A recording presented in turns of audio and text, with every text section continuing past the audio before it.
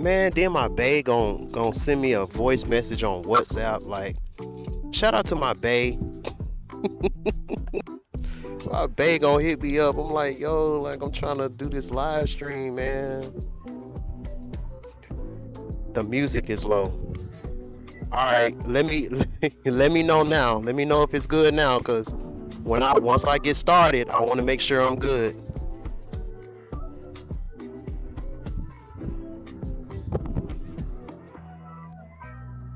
Okay, it actually sounds good. Okay, I see what you're saying. So let me cut it up just a little bit.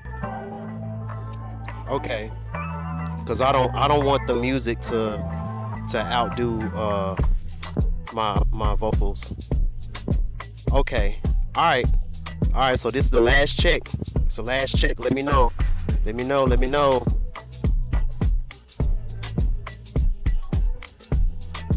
Let me know. Let me know. Check. Check.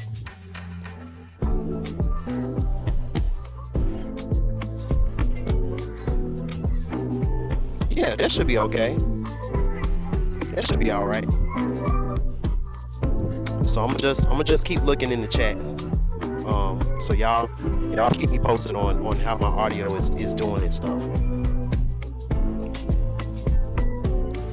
So shout out to Satral, shout out to Alan Sharp, and anybody else who decides to come in. This is cool. Okay, perfect. See, that's all it takes. That's all it takes. So yeah, so like I was saying, one thing that I'm noticing about myself,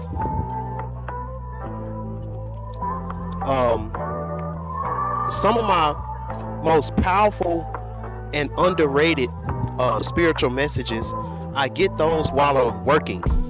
And when I mean working, I mean like working at my job or working at a job, whether it's me doing my show production, when I'm doing my show production work and I'm in a place to where I'm able to be observant, but the tasks aren't crazy to where I can put my body on autopilot and it'll still be cool. Sometimes those are where I get some of my most powerful spiritual downloads from. Some of my most powerful spiritual downloads. When when Aaliyah came to me, Selena, Left Eye came to me as I was smoking. Danto came to me as when I was sleeping. Actually, I actually went to visit Danto. What's her name? Urzuli Freda. I visited her land where she's from. But some of my most Whitney Houston, she came to me during a job while I was working at a job, and she was telling me about the land of Aries and all that stuff. I never got a chance to do that video about Whitney. It's like every time things kind of aligned to where I got me a room and I'm cool. It's like I'd be so tired. Like I remember one time Whitney came through and she was just like, she came through like as I was like waking up. So I was in the bed, all of a sudden I'm hearing Whitney. She just going in because it's like my subconscious mind was like interviewing her and asking her stuff. And so I'm waking up, I'm like, yo, hold up, let me write some of this stuff down, let me do some of this stuff. She was like, she was like, I will always love you. It was really, I will always love you, Clive. She was talking so much shit about Clive. That shit was funny. That was funny. One day I'm gonna get around to doing this Whitney Houston live, because she is a character. Whitney is a character, you gotta realize, like, in this world, some artists are just too big for this world.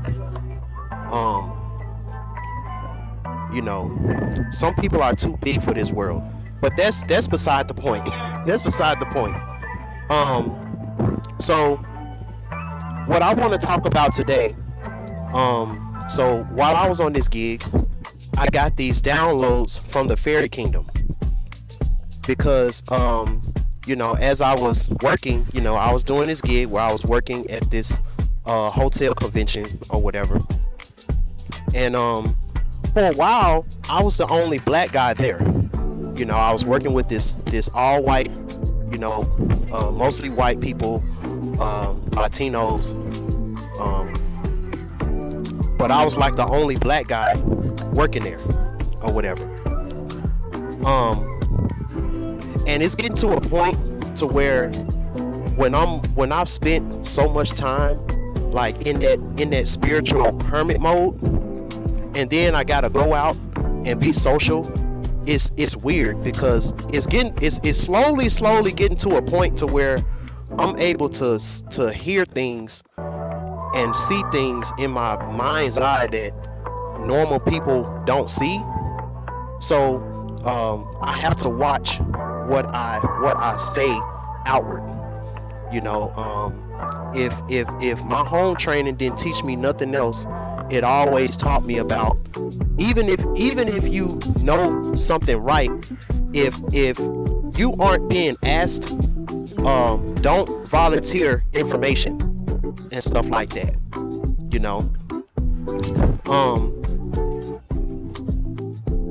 And it was like I'm looking at these people, while they're pushing boxes and stuff like that, and it's like in my mind's eye, I could see the fairies. I could see these little fairies just nesting like on their head, and then they're like flying around, and these fairies are like thought forms. It's like the male fairies are like thought forms, the female fairies are like feeling forms. It's real hard to explain it, but when they land on you and you have a natural when they land on you and you have a natural sensitivity or whatever, you start to have certain thoughts or you start to feel certain feelings. And one of the biggest thing that the fairies was telling me, they kept saying like,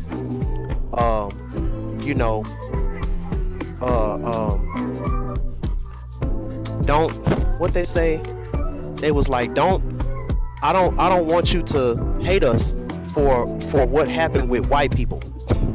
They was like, I don't want you to hate us. I don't want you to hate us for what happened with white people. So I'm like, oh shit, it's about to be a whole series. Because they had to explain to me what they meant with that. And it's very interesting. It's very interesting, and I may end up, I think I actually did do some videos back in the day talking about that. But there's a lot of things when it comes to man, when it comes to mankind, so many different things that since we've been taught to have such a linear understanding about stuff, it's just so much that we since we've been taught a linear understanding, it's hard for us to see other points of view. I'm gonna say that it's hard for us to see other points of view when it comes to stuff, because at the end of the day, as men and women, even animals, even bugs, they're all vessels.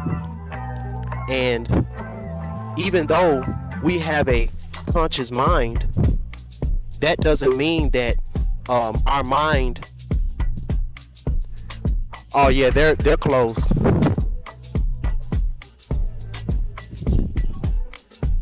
A car key? Nah, I just got out here.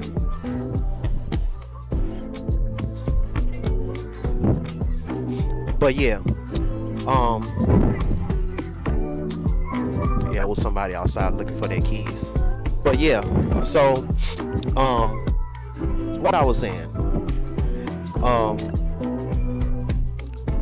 But yeah, so our mind isn't the only thing that inhabits these bodies. And because we're not taught fully about what our bodies should be used for, what are their purpose, what are things that the earlier forms of our bodies could do that these forms could still do if given the certain software. All that type of stuff is real deep. This body that we're in, this vessel that we're in, this very advanced vessel that we're in is very deep, and we're not taught about the different form, other different forms, like other different stuff that our bodies are sensitive to, just by default. You're taught that if you're spiritually influenced by something, you're taught to say the devil made me do it or whatever, and then you're looked at as crazy. When me learning about the fairy kingdom, depending on the type of vibration that you have, depending on the type of aura that you have, there are things that are not seen that can't be necessarily seen, because the way they explained it to me, they was like, look, like there are fairies that are literally as small as the particles in the air that you just don't see, and depending on the type of vibration, the type of vibe that you have, it depends on how much you can be influenced by these energies. The beautiful thing about the melanated man and woman was that the beautiful thing about us was that since we are we have access to more of the Akashic records when it comes to how things were created, all those type of things. So a lot of times, with us, we are less apt to be influenced by certain beings that are unseen more than other people. And this is the reason why when it comes to black people in general, when we become conscious and we remember who we are to a certain extent and all of that, we start to almost have the same type of mindset in a way that the conquerors that we hate have. And they gave me some information about the black woman, and I'm like, oh shit, it make a lot of sense. It make a lot of sense why everything is the way it is.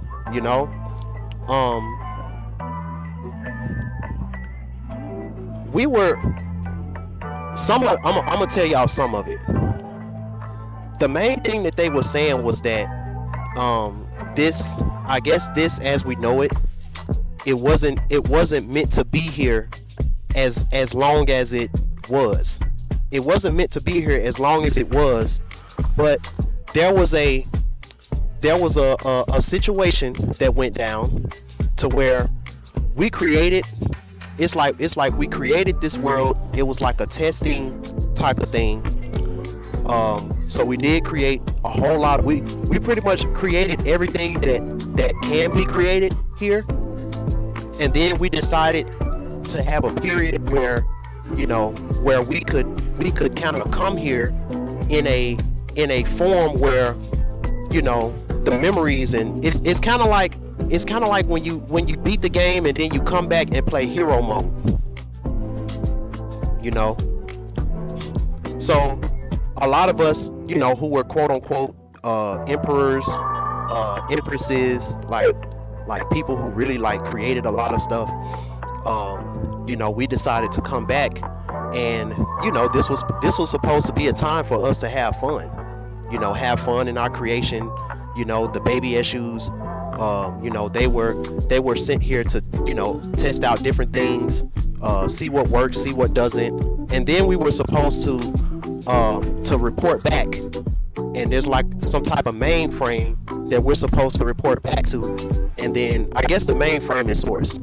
So we go back to source, we report everything that's going on. We didn't really have a set time when it comes to age. We didn't really have a set time. It was just, whatever we set out to be the mission, we did that, and then we reported back. So there was a group of rebels. There was a rebel force that was a part of us that went and told another rebel force that didn't have any power for real, like, yo, so in this period of time, these beings who were once gods and goddesses, they're going to be at a homeostasis fallen state. So as soon as they wake up, all of this shit is gonna be destroyed, because that's what the prophecy is. Like, all of this shit, it has to be destroyed. The only thing that's really holding it up is certain goddesses gotta wake up. And I don't mean to sound like some conspiracy theorist, like conscious type of thing.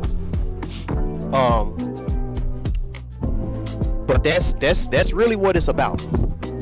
So there's been a push to keep the sleep going, to keep us in this state to where everything is cool, partying, because that's what we were supposed to do when we came here. But then they have to add a small bit of stress.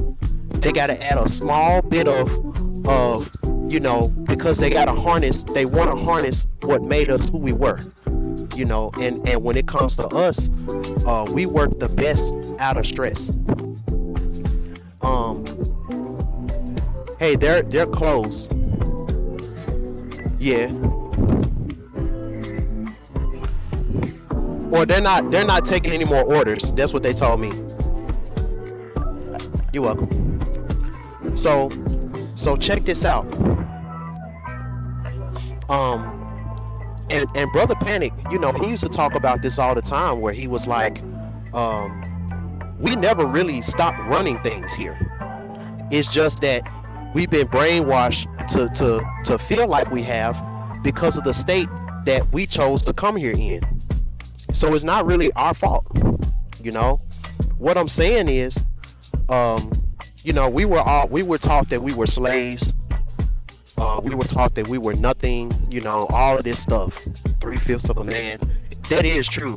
We are only 3/5 human. That is true. Because the other portion of us that makes us so powerful, they still don't know what to call that. When you think about, and this is from a show production standpoint too, when you think about a master and a slave, if something happens to the master, there's no way that the slave is going to be able to function without the master in any kind of way. So when we look at life, when we look at history and stuff like that, when we look at history, who were the people that were able to survive and still create beautiful, create amazing things with nothing? And whoever those are, they're the real masters. And who are the ones who, if the people who could survive without nothing, if they're not around these group of people, they would do a bunch of abominating type of things. those people are the real slaves, you know. And that's some fairy kingdom knowledge that I got while I was working, you know. The fact that we were able to create, you know, cultures and create things that people from other countries want to emulate, and this is us at our worst, you know.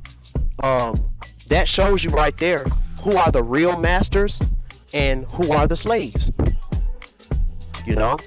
It's very simple, you know. Okay, so I may make another like live stream, like really talking about that message. But the reason why I named this live stream what I named it is because in my On Point Orisha Tarot video, I talked about this dream that I had, and in this dream, I was trying to get something. I was trying to get into this real well-known. It was like some type of hotel party, and it's funny because I ended up working a hotel party, and this is before I even knew that this is what I was going to be doing. So in this dream, there was this big hotel party, and I wasn't able to get in through the front door. I guess the bouncers wouldn't let me in or whatever, but I knew once I got in, there was some investors that I needed to talk to. At the time in the dream, I didn't know why, or I didn't know who or whatever. I just knew that there was some investors in there that I needed to talk to, and it was going to be very important that I did that by any means necessary. So in the dream, you know, like I said, I ended up going through the vents. I ended up climbing on the side of the building. Like in my dream, I'm like Spider-Man. So I'm climbing on the side of the building, and I go into this vent, and I go through the vents and stuff like that. And then I end up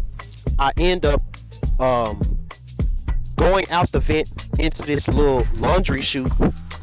And just so you know, it was a strategically placed laundry bin that was full of like sheets, you know, they were clean sheets or whatever.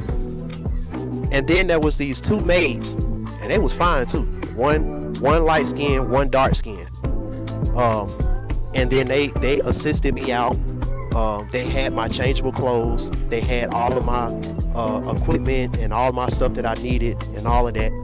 So, you know, they covered for me while I changed my clothes. Hold on. So they covered for me while I changed my clothes and all of that type of stuff. And I was able to go in. I was able to talk to the guys. I ended up handing them a flash drive. They put the flash drive in the monitor, and it ended up being a unfinished episode of Eshu's World that looked better than anything that I've done so far. You know, then I end up finding out that these investors are from a extremely powerful film production company, and they wanted to give me a investment, and then we was signing, you know, we was signing some things to where I'll be able to use them as distribution because they really love my animation. So, you know, that's what that dream was about. And, you know, ever since then, you know, I've been doing my prayers. I've been doing my stuff, you know, trying to ask the universe, you know, what do I need to do in order for me to get into that type of situation. So yesterday I'm working, the moon is out, you know, I'm working under the moon. We're you know, taking everything down and all of that type of stuff. And it's like I'm listening. It's like the moon had a voice. The moon was talking. Moon was like, you know, Like, we want to help you, but you're asking the wrong thing. You know, it's like we want to help you, but you're asking the wrong thing. And it's like we don't want to give you what you want right now, because until you ask us what you need to ask us, it's gonna be too dangerous for you to get what you want. So I'm like, you know, I gotta think about it. You know, when you come into consciousness,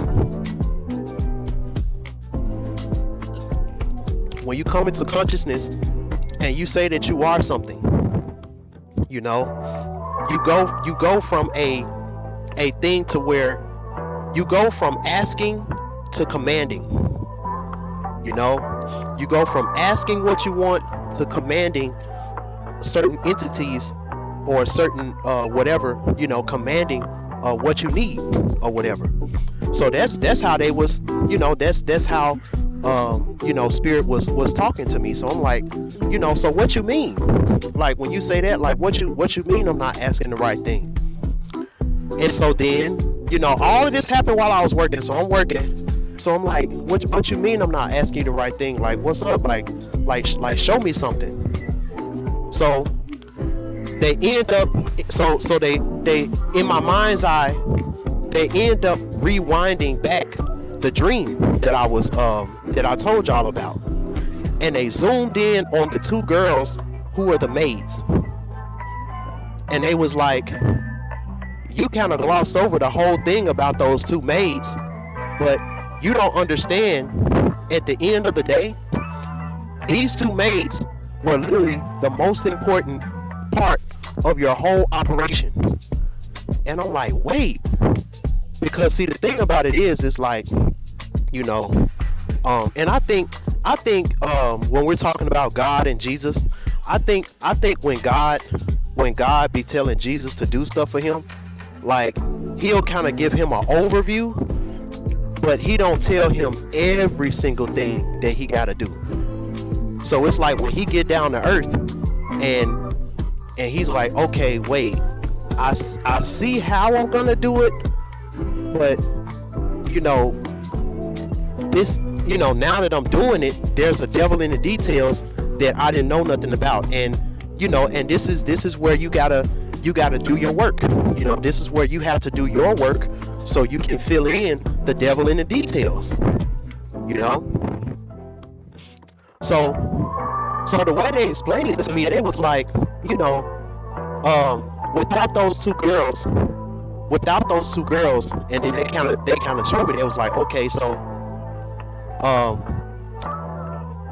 you met these two girls outside of their job, and then, you know, they let you know who they were, you know, and y'all were able to devise the plan together.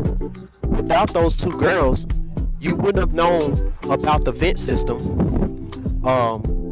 Without their direction, you wouldn't have known which vent to go through in order to get to the laundry chute, you know.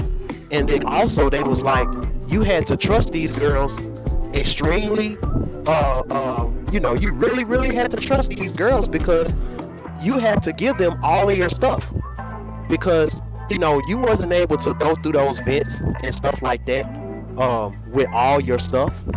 So you had to trust, you had to get them your stuff, they had to take it in, you know, you had to trust that they was going to be where they said they was going to be. You had to trust that they was going to run off with your stuff and act like they did it and all of that, you know, and you had to trust that, you know, once you got to where you said you was going to go, that, you know, that the transition was as smooth as it was. So I'm like, wait. And then I had to think, we're in Libra season, you know? So Libra season is about partnerships. It's not just about relationships. It's also about partnerships and legal things, you know, different things that you can't do on your own. So you need a partner, whether it's a lawyer, you know, whether it's someone that's on the inside that can get you in. And then this is when I heard a male voice. This is when I heard a male voice, you know, and I feel like this male voice was almost like the grown-up issue, you know. And he was like, see, you know, you trying to do this, you know, you trying to do this the innocent way. You know, it was like a voice that was like, I used to be like you, you know, before I found out the truth. You know, I used to be like you, you know. And I started to find out how you know, how hard and how damn near impossible that things are, you know, doing it all by yourself, pretty much. You know, he was like, at the end of the day, you're gonna learn, the higher you go up in this, you know, in this life or in this path, you always need to make sure that you're wise.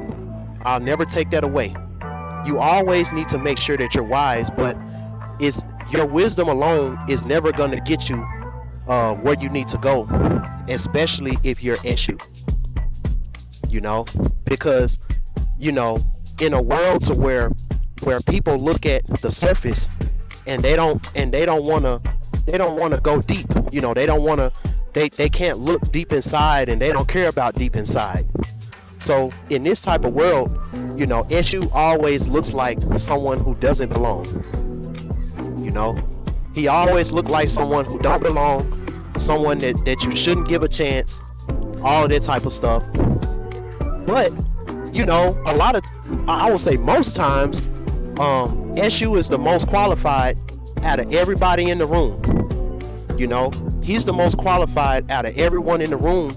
But since he's so unapologetic, you know, he doesn't look the part a lot of times. So, you know, this is the reason why it's very important for you to have you know, different accompaniments that are with you for certain purposes. And this is where I want to talk about the title, because, you know, this male voice that was talking to me, you know, with the moon, he was like, see, this is the thing that you know, that pimps knew back in the day. And since we have this illusion about relationships, it's hard for us to be honest when it comes to this. You know, he was like, you think the reason why,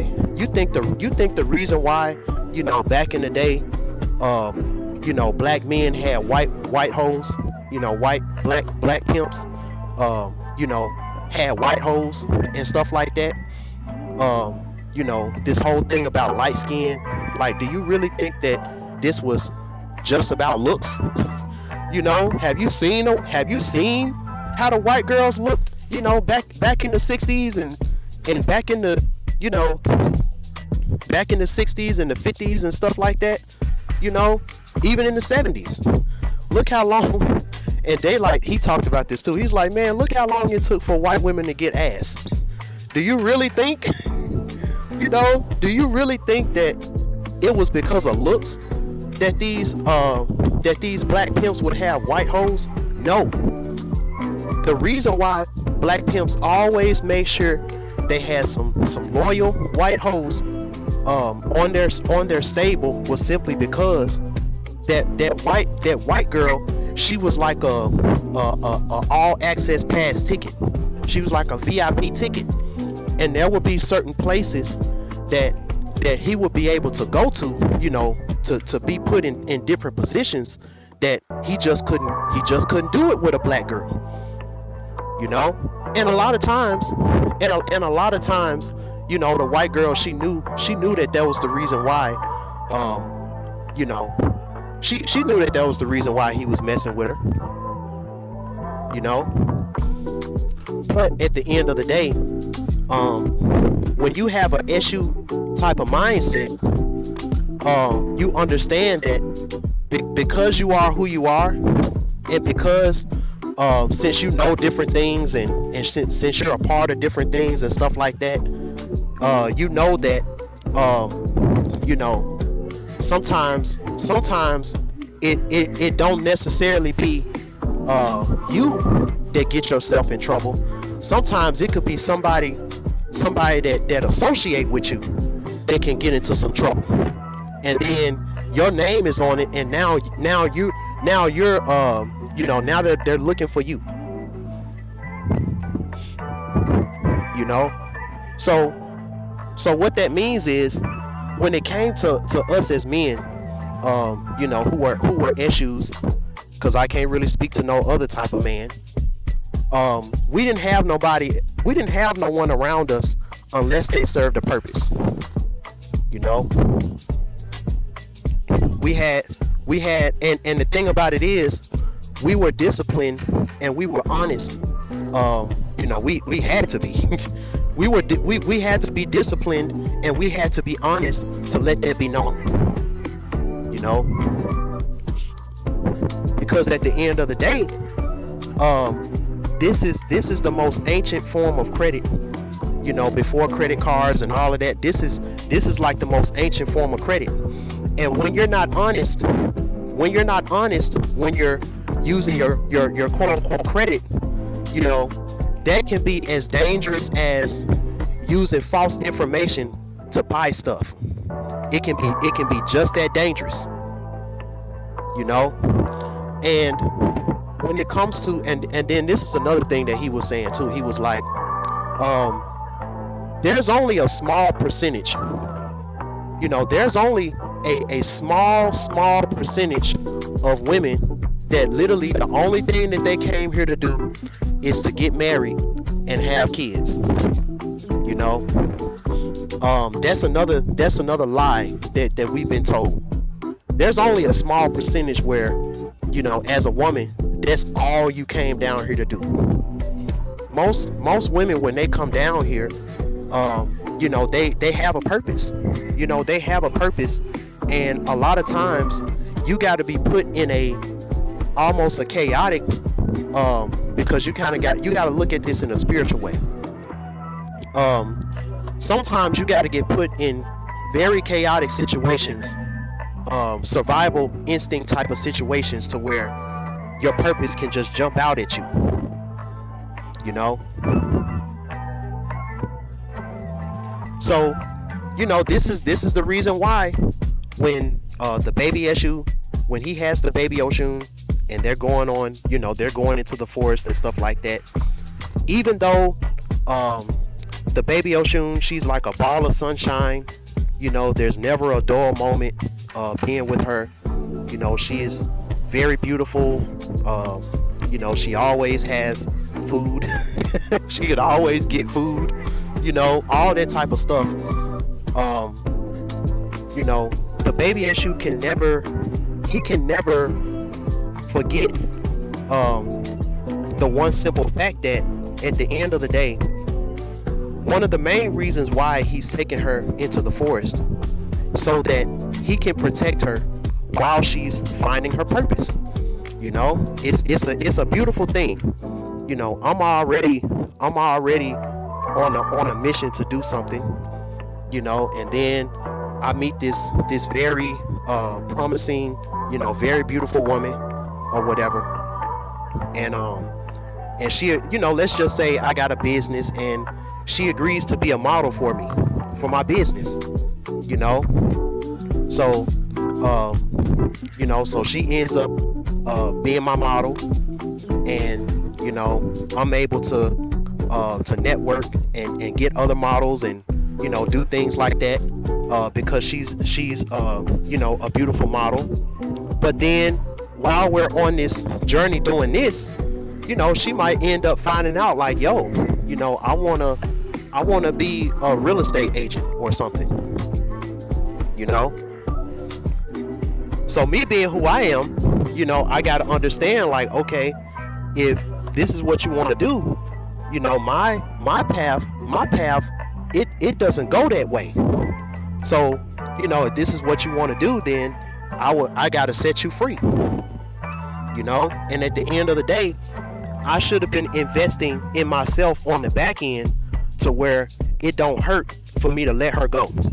Now, I'ma always have my memories, the good times, the champagne popping nights, the all that stuff. You're gonna have your memories. That's why you gotta see this is what dating really is about at the end of the day. To issue, I can't speak for nobody else, but to issue, when we're dating, when we're dating a baby ocean, it's like a play date, because we're creating these memories to where, like on Black Mirror, where you can just sit down and you can your head was connected to a monitor, and you could just use a little remote, and you'll be able to to skim through your memories and stuff like that.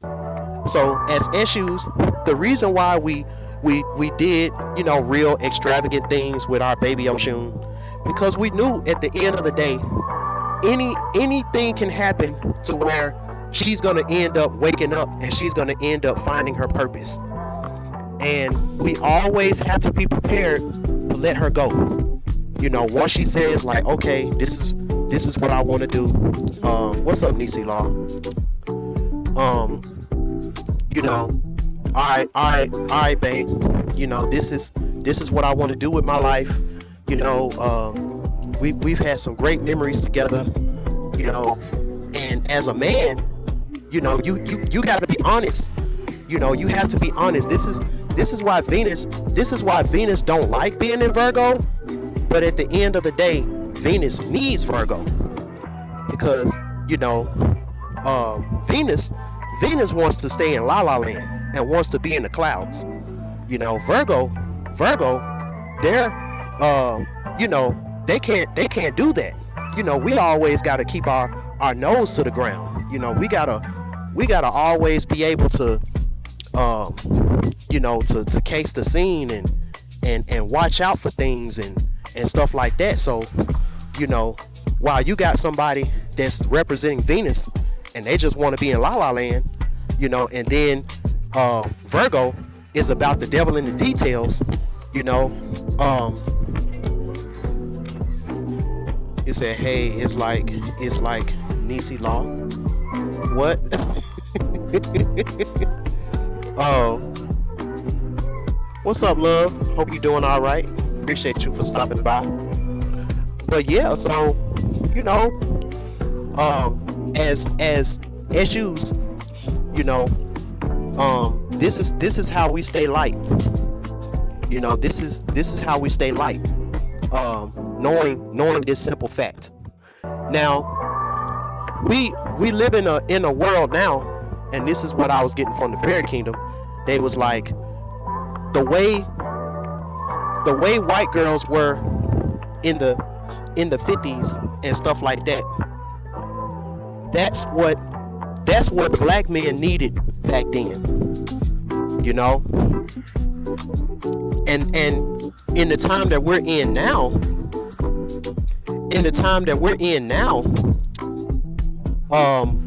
we need each other more than ever. But due to this system and everything that's been created for our demise and stuff like that, because there was some people that was on the inside. There's a story about Enki and Elil. Like, there's so many mythological stories about this. But there was someone on the inside that knew what was about to happen with us, and then they told a rebelling system of beings, like, yo, if you want to rule for a while, if you want to rule and you want to do this is the time to do it, because these gods and goddesses are about to go to sleep. And we're gonna teach you how to harness their energy and stuff like that. It was real sinister, but they're scrambling now because they know that their time is up.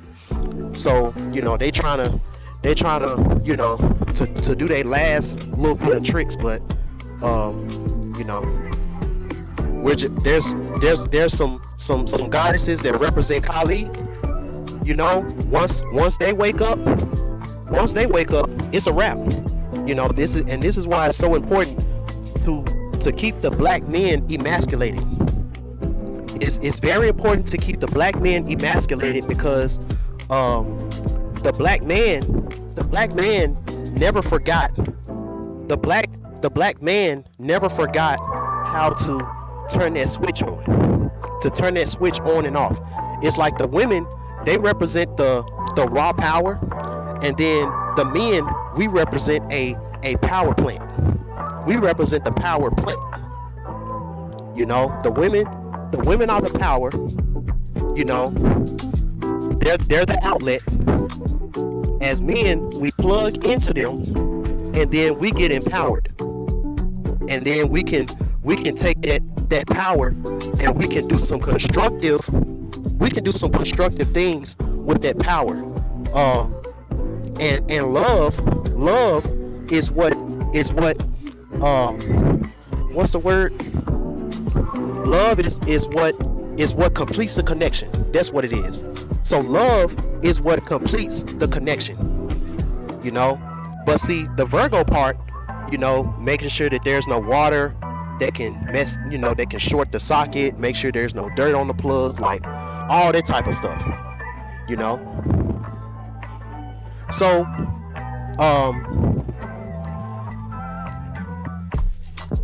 so you have, you know, black men, we need healing. You know, a lot of us, we need healing because a lot of us, we are so behind on the 8 ball when it comes to sex. You know, and it's not our fault. It's not our fault, because we wasn't taught anything about what that is. Like, you know, we're not taught about it.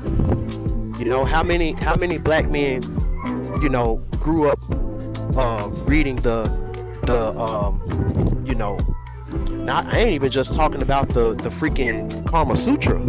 Like, you know, every a lot of the divine things about sex are in Hindu mythology. I wonder why. You know, see, the Egyptians, they taught you about the different positions and stuff like that, but Hindu mythology, that's where you really learn about the power of sex. You know, and I can't lie. You know, them Indian women under that dress, that big old heavy dress that they wear, man, them Indian women be thick, and they'll take your man. They'll know what to do with him. I've seen some of those, you know, see them Middle Eastern women, like, they got a whole different, you know, type of thing. Like, you know, they literally have a section when they're in school. When they get a certain age, they got a section in school where it's like how to please your man. You know, and I bet back in the day it was even deeper than that, like how to harness your energy and all of that type of stuff. So I was talking to this lady on Instagram, and you know, we was kind of talking about you know, different things about relationships and all of that type of stuff. And I got this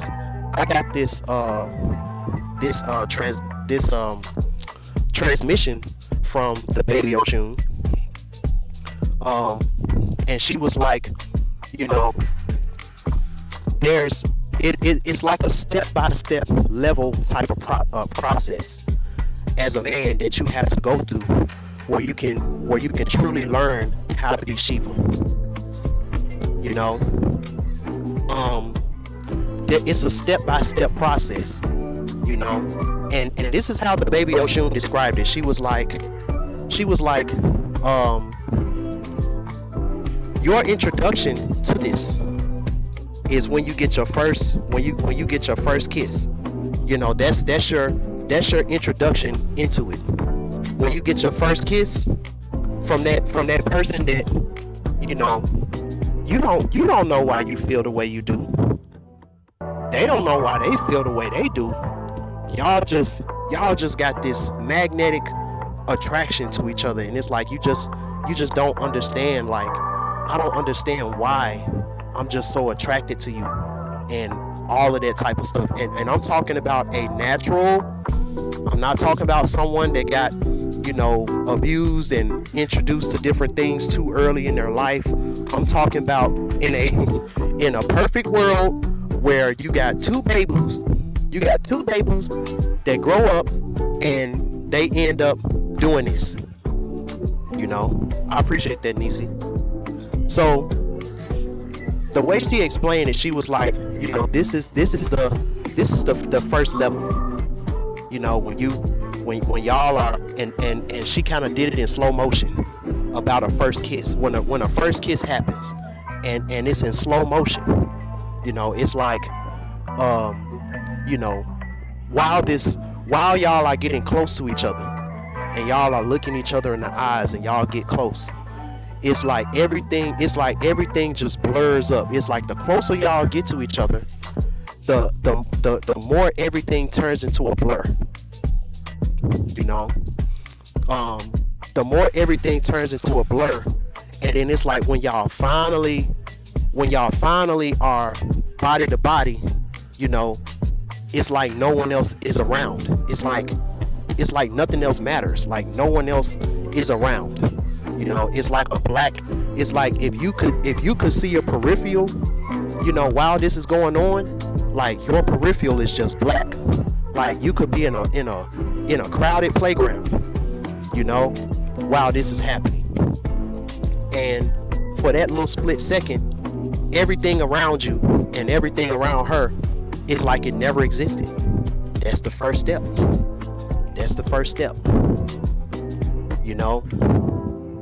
And then something happens, in the girl's mind, and the longer she can hold on to this, the easier it will be when she gets older to be able to harness her divine feminine energy when she grows up to be a woman. As a man, if you've had this, and you've had this to where you can understand what happens during this situation, the more you learn and the more knowledge that you gain, the more you'll be able to control yourself in this situation, and you'll be able to lead and guide even in this type of bliss type of interaction. So something happens in the girl's mind, and it goes like this. Right now, I don't care what I'm doing with my body right now. And right now, I don't really care what you're doing with your body. I just want to get close to you. And just like I asked her on Instagram, I want to ask y'all this, any women out here, or even any men out here,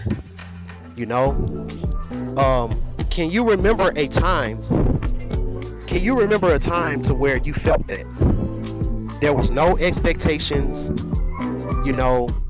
there was no, I watched this porn and this is what happened on there, and I want you to do that,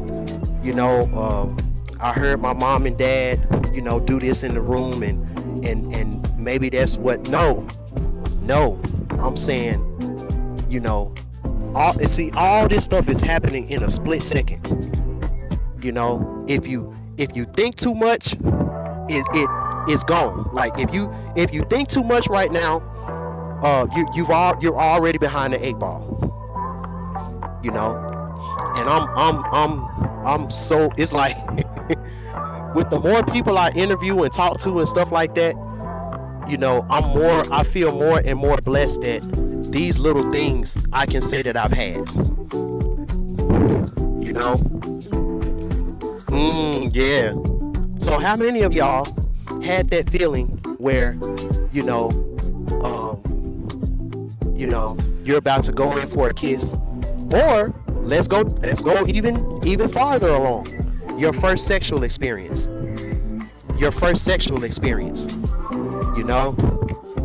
I don't know what I'm supposed to do with my body. I don't care what you do with your body, but right now I just want to get close to you, and whatever is supposed to happen right now, it's just gonna happen. I don't know what's supposed to happen, but whatever my body just wants to do right now, like whatever my body want to do, like it's just gonna do what it do. But on a soul level, on a spiritual level, I just want to get close to you right now.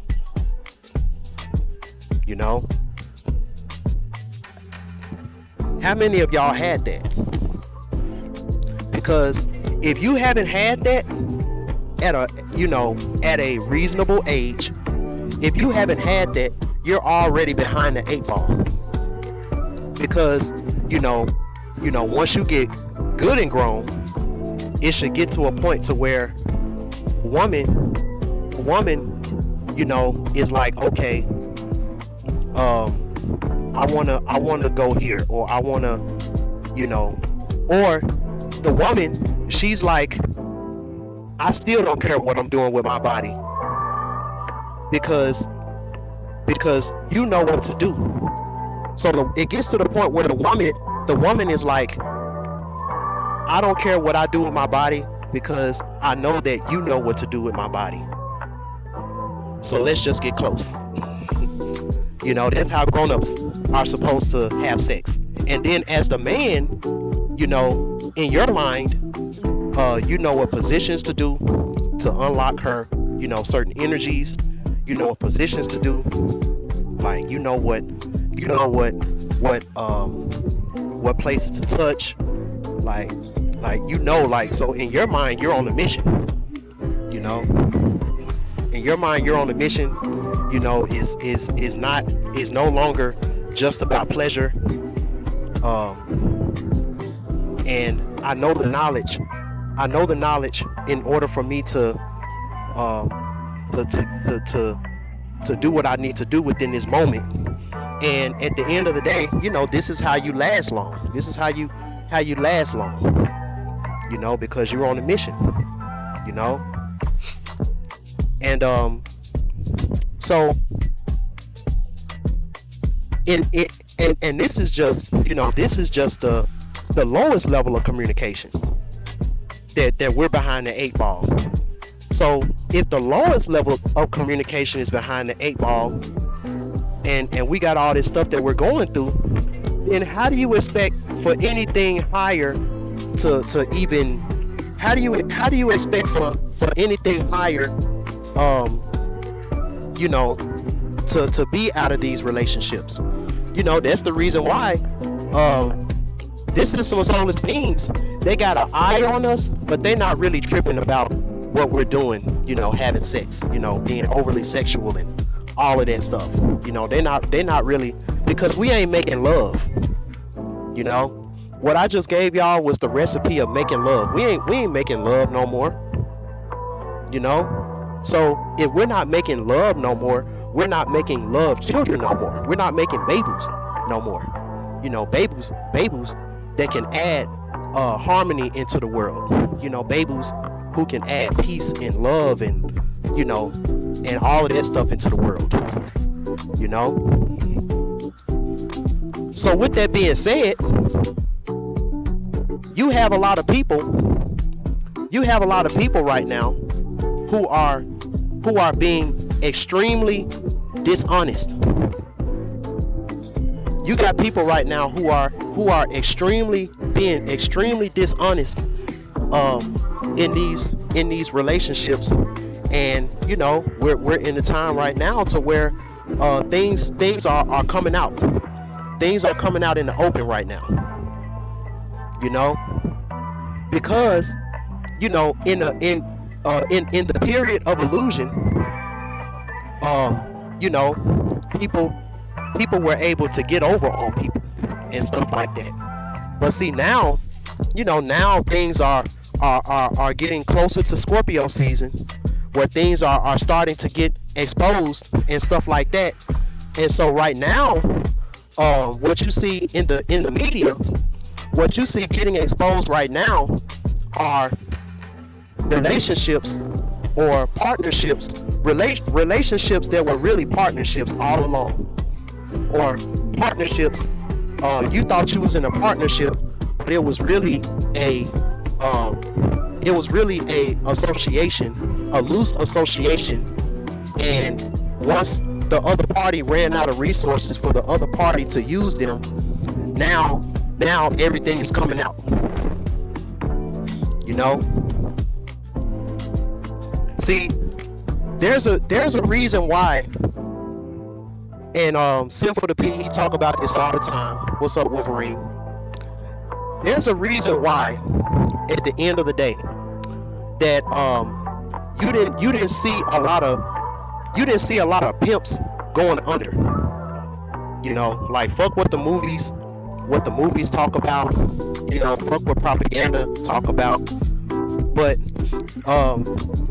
you talking about some damn near ironclad, you know, type of criminal enterprise, because they call it a criminal enterprise. You know, and the reason why a lot of pimps, a lot of the notorious pimps were able to live to tell the tale was because they were honest. They were honest about the reason why you're in my life. And you know, before anything else was even happening, you know, there was a agreement. There was an agreement that went down.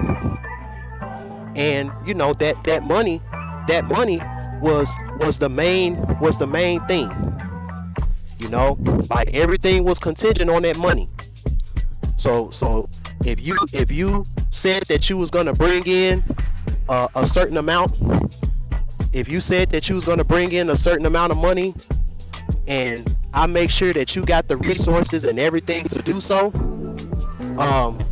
and you don't got that money, you know, you're gonna see a different side of me, and it don't matter how many good times we've had. You know, it don't matter how many good times we've had. It don't matter, you know, how many times, you know, I made you moan and scream and you was calling me daddy, and you know, all that don't matter if you don't got my money. You know? What's up, Nisi? Why you take your comment back? You know, all that stuff don't matter. None of that matters if you don't got my money. So that was the standard. You know, as long as you bringing the money in, you know, it's gonna be all good. And then, you know, if you decide to choose up on another pimp, you know, if you decide to choose up on another pimp or whatever, you know, we can come together and we can you know, we can sort that out. And that other pimp, he has to pay a fee. See, there's some real deep economics that went on in the pimp game. And you know, that's the main reason why it had to be outlawed. You know, because there's some real politics, and there's some real systems and economics and different things that went in place. You know, and that's the reason why you know, a lot of times the hoe would end up taking the charge. Autocorrect won't let you be great. But yeah, you know, a lot of the hoes, they would go down and take the charge because they already knew, you know, yo, like, I'm a valuable asset. You know, my nigga ain't gonna have me in this jail long. Oh, he coming in 5, 4, 3, 2. Hey, Peaches, you're good to go home. You've been bonded out. Oh, daddy. I knew you wasn't gonna leave me in that old jail. Hell no, bitch. You my money maker, hoe. I can't let you go out like that. You know. Now you gonna lay low for a minute. You know, my girl gonna make sure you good. You know, you gonna lay low for a minute, and you know, and when it's time, I'm gonna hit you up. Or sometimes she'll be so happy, she'll be like, fuck it, I'm gonna go back on the blade tomorrow. You know, I'm gonna go back on the blade right now. Like, hold on, bitch, hold on now. You know. So one thing that, and I've said this so many times when it comes to women, you know, women are the money. I want to sing Rihanna Better Have My Money. At the end of the day, like, women are the money. You know, they always have been. You know, the whole, and see, again, I'm talking from an issue mindset. You know, that's why I got issue in the middle, because this is talking about, I'm breaking down about Shango and Obba, but I'm speaking as if I'm the baby issue in the middle, because he, like, you know, this is the reason why when I deal with Oshun, I don't deal with her the way that Shango dealt with Obba. Like, I don't deal with women in that type of way. And the thing about it was, when Shango was in the streets with Eshu, you know, Eshu taught him how to deal with women. Like, he taught him the different rules of the game and stuff like that. But see, when Shango became king, you know, and people started to like him, and stuff like that, you know, a lot of those key things that he learned from Eshu, you know, he kind of forgot those things, and that's how he got into a lot of the issues that he got into. But I'm gonna do a video talking about that, because that's a whole nother thing right there. You know,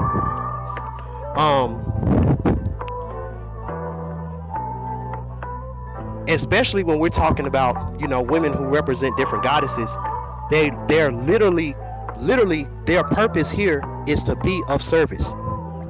You know, like, you have women that are descendants of Isis. The fairy kingdom called them healer girls. So you have girls, they're called healing girls. And the healing girls, you know, they would be in the temple of Isis.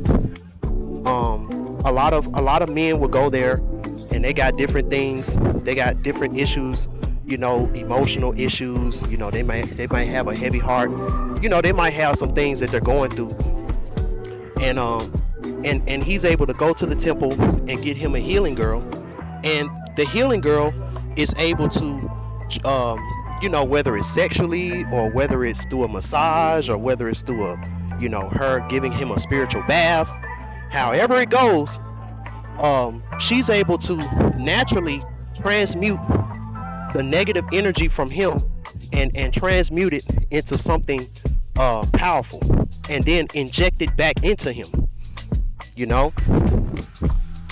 And when that man leaves that temple, you know, he's not the same person as he was when he came in, you know. When we forgot who we were, and then the system changed to fit more of the soulless beings, a lot of the things that we used to do, a lot of those professions and stuff like that, they started to have a negative name on it, because they didn't have no use for them in the society. You know, in this new society, there was no need for healing girls. There was no need for herbal girls, and there was no need for Kalis and Shivas and stuff like that, because as long as that's a thing, there was no way that the pharmaceutical industry, the healthcare industry, all of these things, there's no way that these things would have got as big as they were when each family had a healing girl. You know, each family had a Kali. You know, each family had a herbal Ayazan girl. You know, a Shira girl, and they knew about the herbs. And then you had another Oshun, a baby Oshun in the family, and she could heal you by rubbing her hand over whatever ailment it is, you know. And this is why I fight for these goddesses like this, because it's like, bruh, like, somebody like me, I am terrified of the freaking hospital. You know, my mom was real sick when I was a child, and a lot of times, you know, I used to have to be the one to call either 911 or call my grandma, and they would have to go and take us to the hospital, and just me sitting in the hospital room with my mom, you know, seeing how she looked and seeing, you know, hearing all the stuff that was going on around me, like, you know, people in pain, and people are sick, and people are dying, and, you know, me being an empathic type of person, you know, I don't like being in places like that. You know, that's not a place that that you would want to go.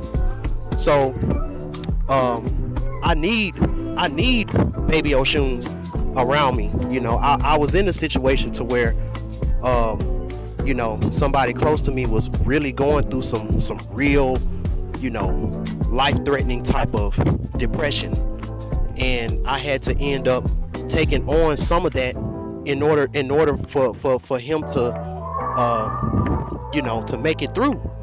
And I'm not used to taking on that type of negative energy like that, so I had to call one of my you know, I don't even know what to call Aya. I don't know what to call her. She's a extension of the Great Mother energy. You know, I had to call her, and she had to do some shit over the phone that literally like healed me in an instant. You know,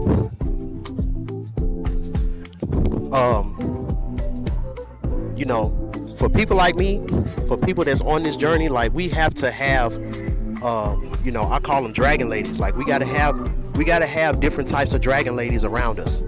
You know, but the main thing is just like credit. You know, you gotta invest. You know, you gotta make sure that you pay your credit on time, you know, to make sure that's good. AKA, if you're an issue out here, and you know you got some girls, you know you got some girls that do different things for you, you know, make sure you take care of them. You know, make sure. Now, I'm not saying like buy them Birkin bags and like all that, but, you know, take care of them. You know, take care of your dragon ladies. You know, and this is because they've showed you that they can provide something for you that no other girl can provide. And I ain't talking about just no simple shit neither. You know, so you got to take care of them. You know, make sure, because a lot of these dragon ladies, you know, since they're in rebellion, since these ladies are already in rebellion, because, you know, they got these gifts and these talents, and they probably had to go through a lot for them to hold on to these things in their older age. You know, you don't be knowing what people be going through out here. You know, so what's happening right now, if you pay attention, a lot of people are speaking out because they feel like that they got food. They feel like that they got taken advantage of and stuff like that. Because at the end of the day, you got into a relationship with somebody, and you know, the relationship, it wasn't straight down the middle. You know, it really, you know, it wasn't straight down the middle. There was some manipulation that went on, and somebody took advantage of another person's innocent mind, you know, naivety. You know, somebody took advantage of someone's naivety, and, you know, they were able to get a lot of things. It was a one-sided thing, you know. And because of this, the other person is feeling slighted, you know, because they're finally catching on to the fact that, yo, like, you know, I'm not really getting what I'm supposed to get out of this deal, you know. And then you have the other sector of you know, people who, you know, they're in relationships and stuff like that, And during the relationship, they found out who their purpose is. They found out what their purpose is during the relationship. So this fucked up marriage system that we're in, you know, it puts a third party, a third party that don't care nothing about you or your significant other in your business. So you can't just amicably, what's the word, amicably? You just can't amicably be like, okay, so, you know, I understand that you want to do this with your life now. You know, this is kind of like the Tia Mowry situation. Like, I understand, you know, we've kind of grown apart, you know, because that's really how it is. Like, this whole being together forever, like that's stuff that we taught white people how to do, because they didn't understand the concept of unconditional love. But us, you know, we were already past that, you know. Like, I could be on a whole nother planet and be in a long distance relationship with somebody that's on a different planet, and we're able to meet each other in our dreams and have make cosmic love and we'll be straight. Like, when we wake up, we just go in our regular lives. And you know, like that was the type of stuff that we do, you know. But since I'm gonna just say white people, you know, since they don't have that type of faculty, this is why they're trying to figure out how to do it in a technological way. You know, they don't understand that, so we had to teach them romance, which is Roman. Like, we had to teach them romance, you know, among other things. You know, we had to teach them, like, yo, you know,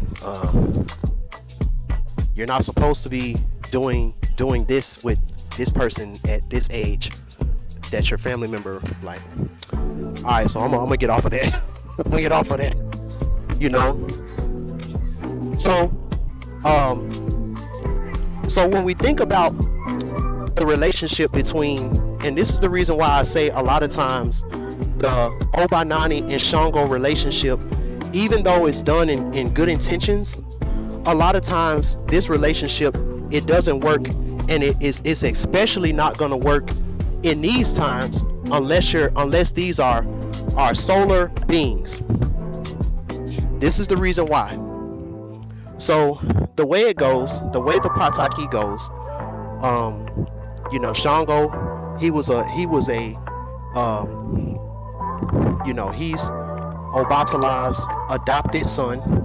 You know, Shango he's really a Ganju son, but you know, he ended up, you know, he had a mission that he had to do, so he had to end up going to Obatala to raise him.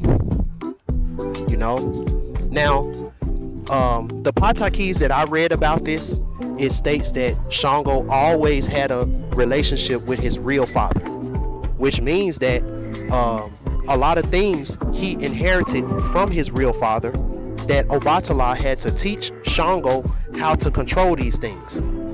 You know, Shango, he always had a bad temper, you know, quick to fight, you know, so Obatala had to teach him, like, yo, like, you can't, yeah, you came down here with an axe, like, you came down here with a very powerful warrior spirit, but you can't be over here destroying and beating up everybody. You know, you can't be down here trying to beat up everybody. Also, Shango has a huge charisma. He got a huge charisma because he got a good heart. You know, Shango has a very good heart. He has a very good heart, and he has a charisma. When you got a good heart, and then you got a divine masculine essence, that turns into charisma. So not only was he beating up all the men, he was fucking all the women. That man was beating up all the men, fucking all the women. You know, he was just over here having him a good old time. So the biggest thing with with Shango, with Obatala, was teaching Shango how to focus. You know, teaching Shango about focus and stuff like that.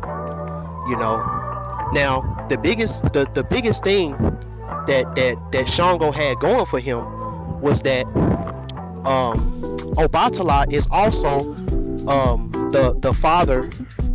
You know, he's also a father entity to Oya.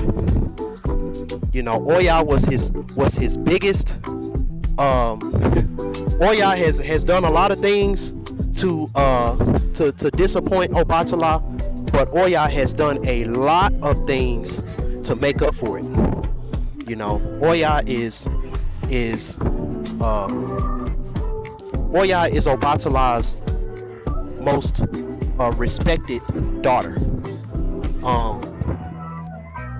He loves Oshun to death, but as far as respect goes, when Oya transformed into Adawedo,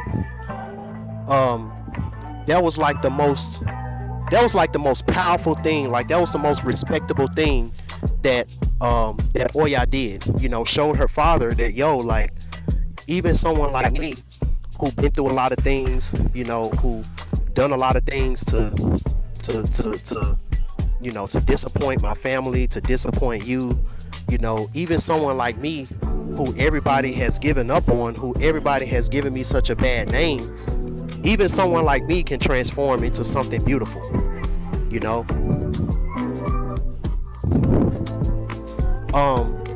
So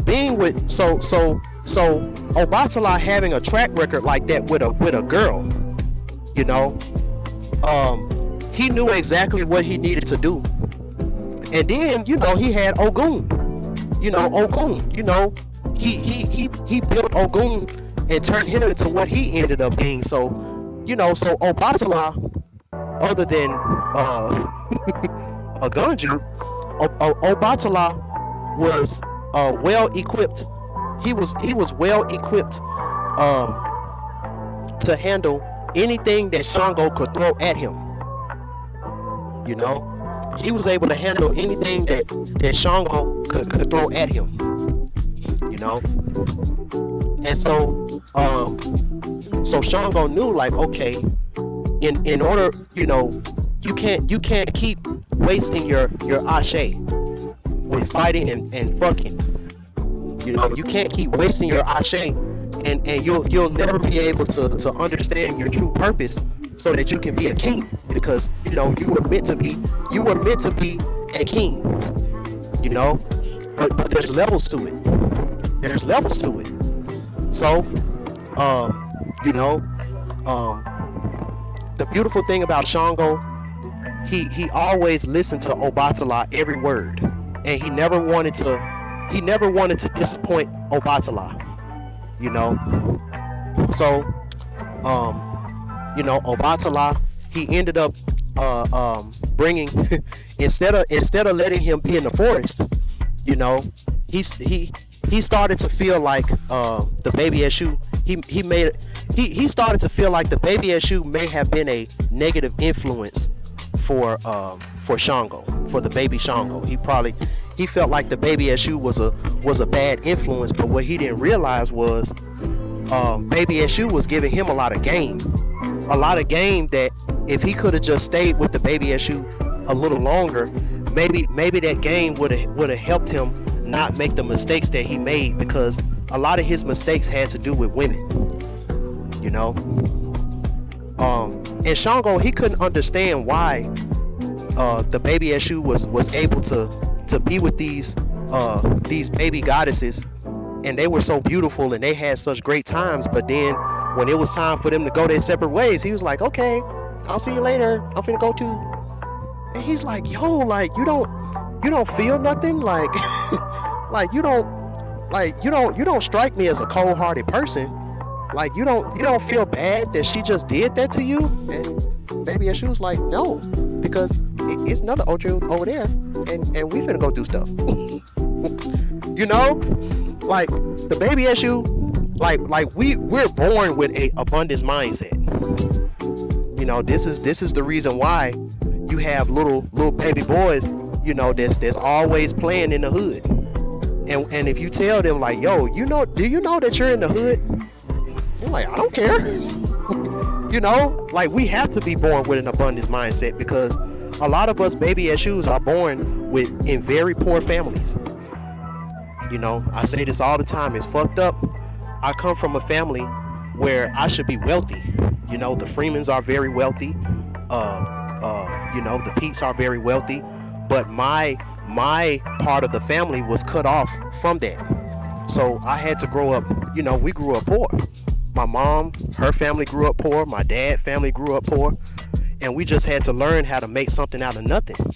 And, seeing how people are now, like, I'm kind of glad I grew up like that, because certain things I had to learn in the streets are the reason why a lot of these people now are, losing their money, losing their millions and stuff like that, So, hold on, y'all. I gotta go in here and get all my stuff out, because this Starbucks is about to close. Give me a second. Go in here and get all my stuff. How y'all feeling about what I'm saying so far? Like let me know in the chat. And let me know if y'all want to do some live readings. Shout out to everyone who's donated. Make sure you donate.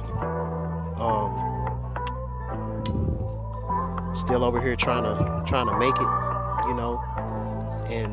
and trying to be organic and original. It's in this world is not respected. In this world, being organic and original is not respected. Hey, could I get a cup of water, ice water? Trenta, appreciate it.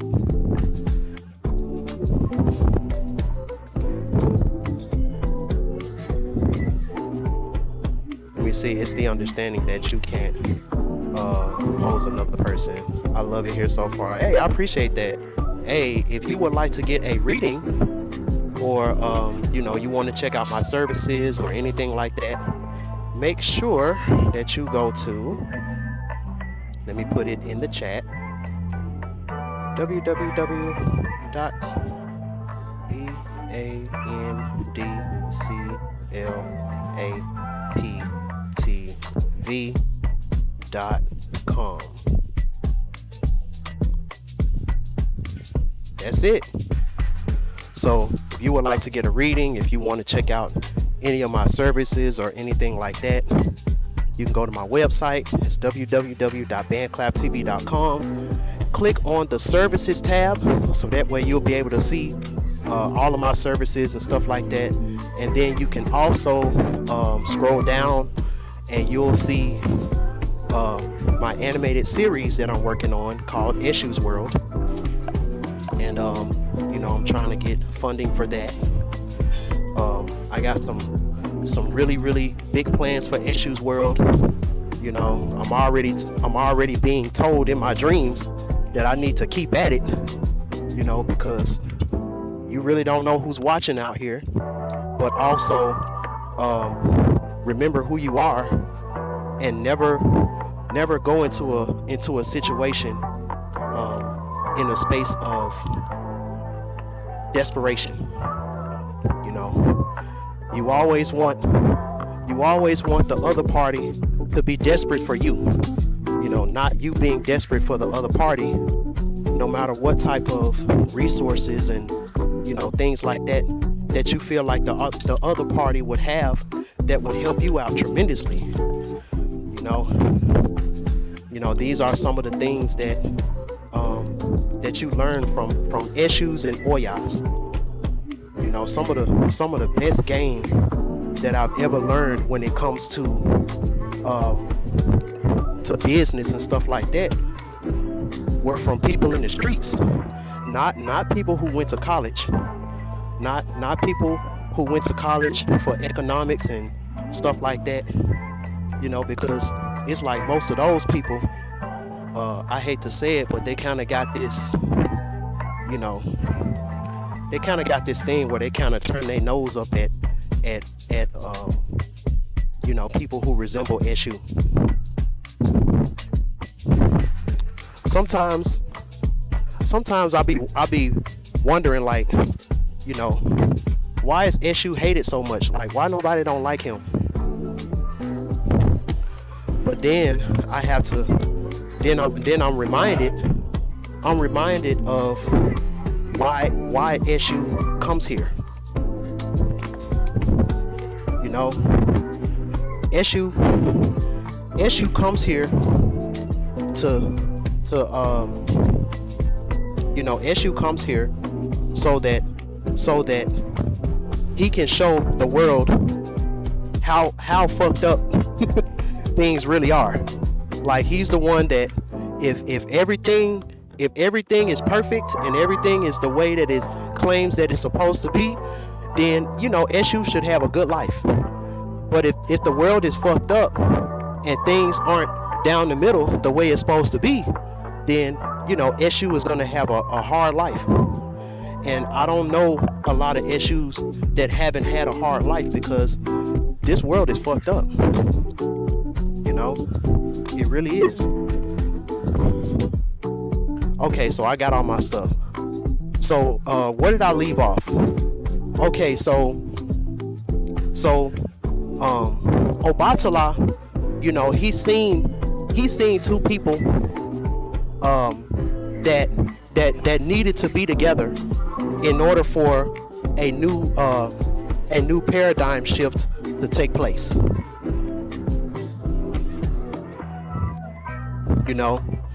Obatala,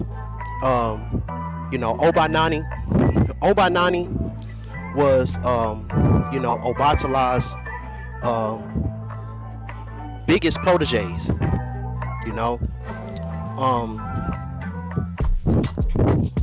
Everything that Obanani knows about fighting and all that stuff, and even when you see the type of weapons that Obanani chooses to fight with, in my visions and in my dreams and stuff like that, when I see Obanani, she fights with a long sword. She fights with almost like one of those fencing swords, but they're just a little bit bigger. So Obanani, she fights with a long sword and a shield, just like her father. Oya, she fights with a machete and a whip. So she doesn't really have a lot of defense like that when she fights, but the way she fights is so chaotic, and her essence is so chaotic that if you get close to her essence can almost like make you it stun you. Like, her essence can stun you, and then while you're stunned, she can hit you with that scorpion. Get over here. Hit you with that ultra combo. Obanani, she never left that style of fighting with a shield. Oya, she chose to fight with two weapons. Obanani, she got a shield. That also represents Mayat. So Obatala, he knew that, okay, Obanani, she's already sent out. She already has what it takes to be a worthy queen. I got someone. I got Shango. He's my prized student. And literally, the reason why they were put together, it had nothing to do with love. It had to do with a job that needed to happen, a mission that needed to be complete. And at the end of the day, those two were the ones that were chosen to do the mission.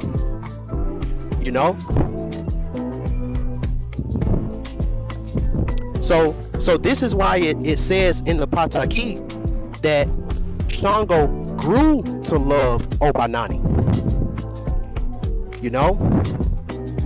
And then the thing that happened was and this is me talking from Oya point of view. You know, see, everything was good when Shango was on the mission. You know, everything was cool because, you know, even though he was on the mission, you know, he would still come by and you know, and blow Oya back out sometimes. You know, the only one who was scared to do anything with Shango was Oshun. You know, Oshun. You know, she had other stuff that she had other missions that Yemoya had Oshun on. Like, it's like when you really look at the story of Oshun, it ain't nothing pretty for real. You know, it ain't nothing pretty. You know, she had to clean up. She had to clean up a lot of messes that Yemoya made in order for Yemoya to be who she is. Like, Oshun had to clean up a lot of messes for Yemoya.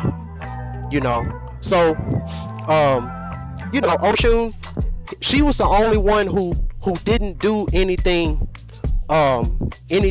like that with Shango. Even though she was always around, she was always suspected to have done something with Shango, you know, because she was always around and all of that type of stuff. You know, even Obanani said it. She was like, yo, like, you know, even though I know that you would probably never do this, I wouldn't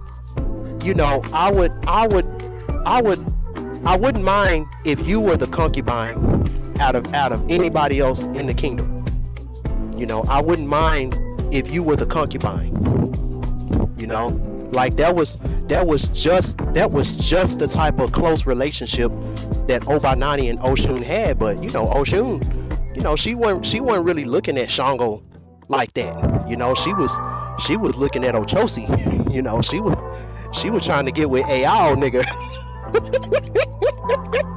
She was looking at Ochosi, like she was looking at, you know, there was even a point in time where, you know, she kept having to be sent to Ogun. Like, she kept having to be sent to Ogun because Ogun would have his little fits to where he don't want to work and stuff. So it just got to the point where he was like, shit, like, you've been sent to me for so many times, like, shit, you know, we might as well, you know, have a little something together, you know. But that didn't work. That didn't work out.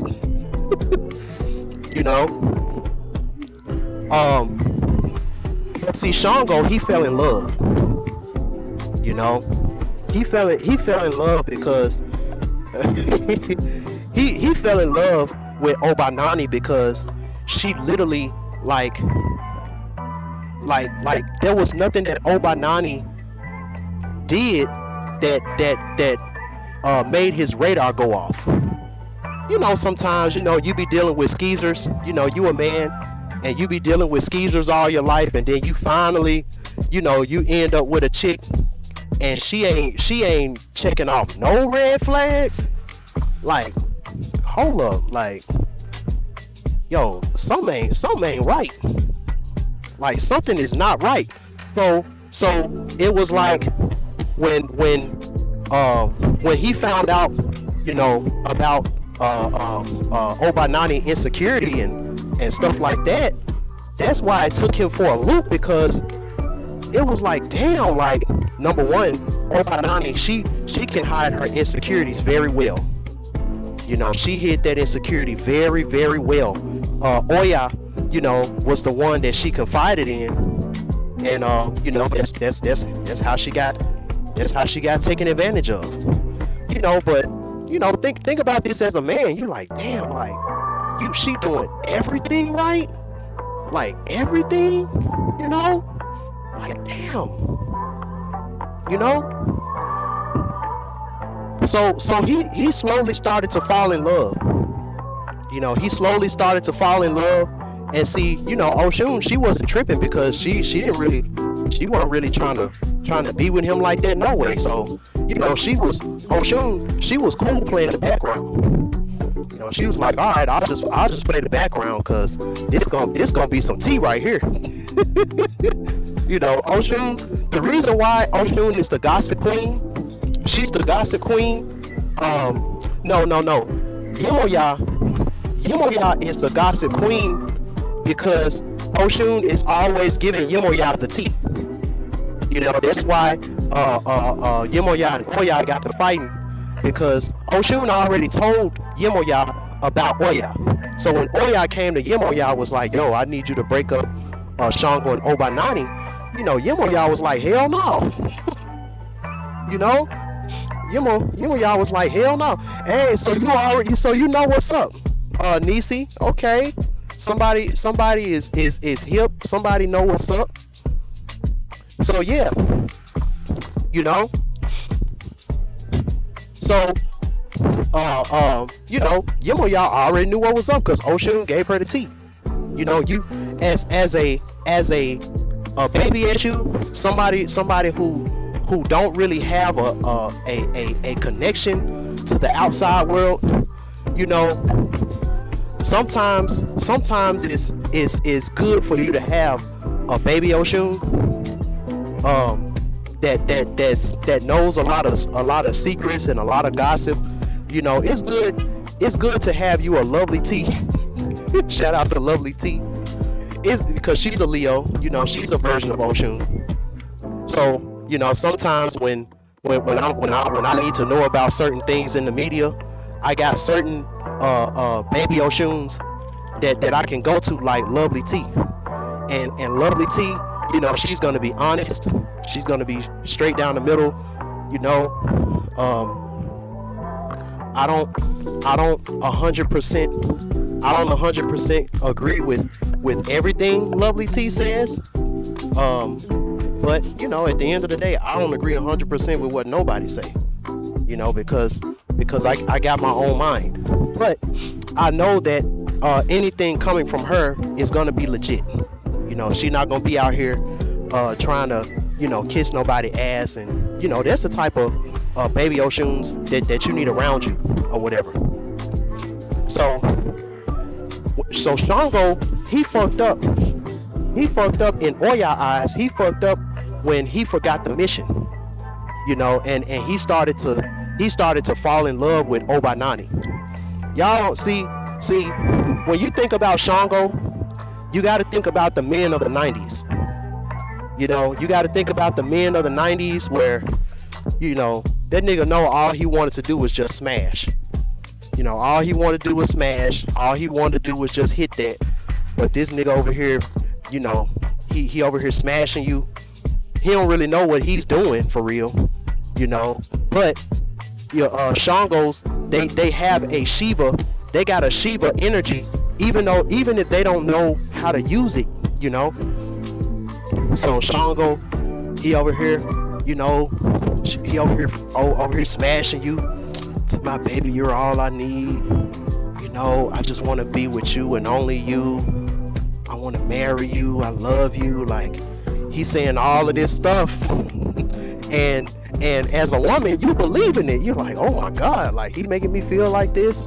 You know, he want to be with me. Like he wanna love me. You know, and then something happened to where now Shango is at this job, and he's put with this secretary, and he's falling for the secretary at the job, and so now, you know, things are getting different at the house, and that's what happened. You know, Shango and Obba Nani were put together for a mission, but since Obba Nani was the only real woman that was around him, you know, see, the baby Eshu, he got many different types of baby Oshuns. You know, he got the Aries Oshun, he got the Taurus Oshun, he got the Libra Oshun, he got the Leo Moon Oshun, you know, he got the Cancer Oshun, the Pisces Oshun. You know, and all of these different versions of Oshun goes on different missions, you know, and depending on what version of Ocean she is, you know, that depends on how long Eshu may be in the mission. It may be a quick mission, you know, it may be a long mission, but at the end of the day, again, you know, this is what Shango, he didn't notice. So he found that one girl, and he was like, man, you're it. Like he fell in love. Like he fell head over heels in love with Obba to the point where he started cutting everybody else off. You know, he was like, yo, Oya, you know, we can't do that thing you like no more, because I've decided that I want to be I've decided that I want to take things to the next level with Obba. And Oya like, the fuck? Huh? What? Are you serious? Out of all the things that you said to me, out of all the things you said to me, and all the stuff that we said we was gonna do, and all that type of stuff, and now just because Obatala put you with this girl, you know, now you want to switch up, and then on top of that, this is a girl that Oya, you know, Oya was secretly jealous of anyway.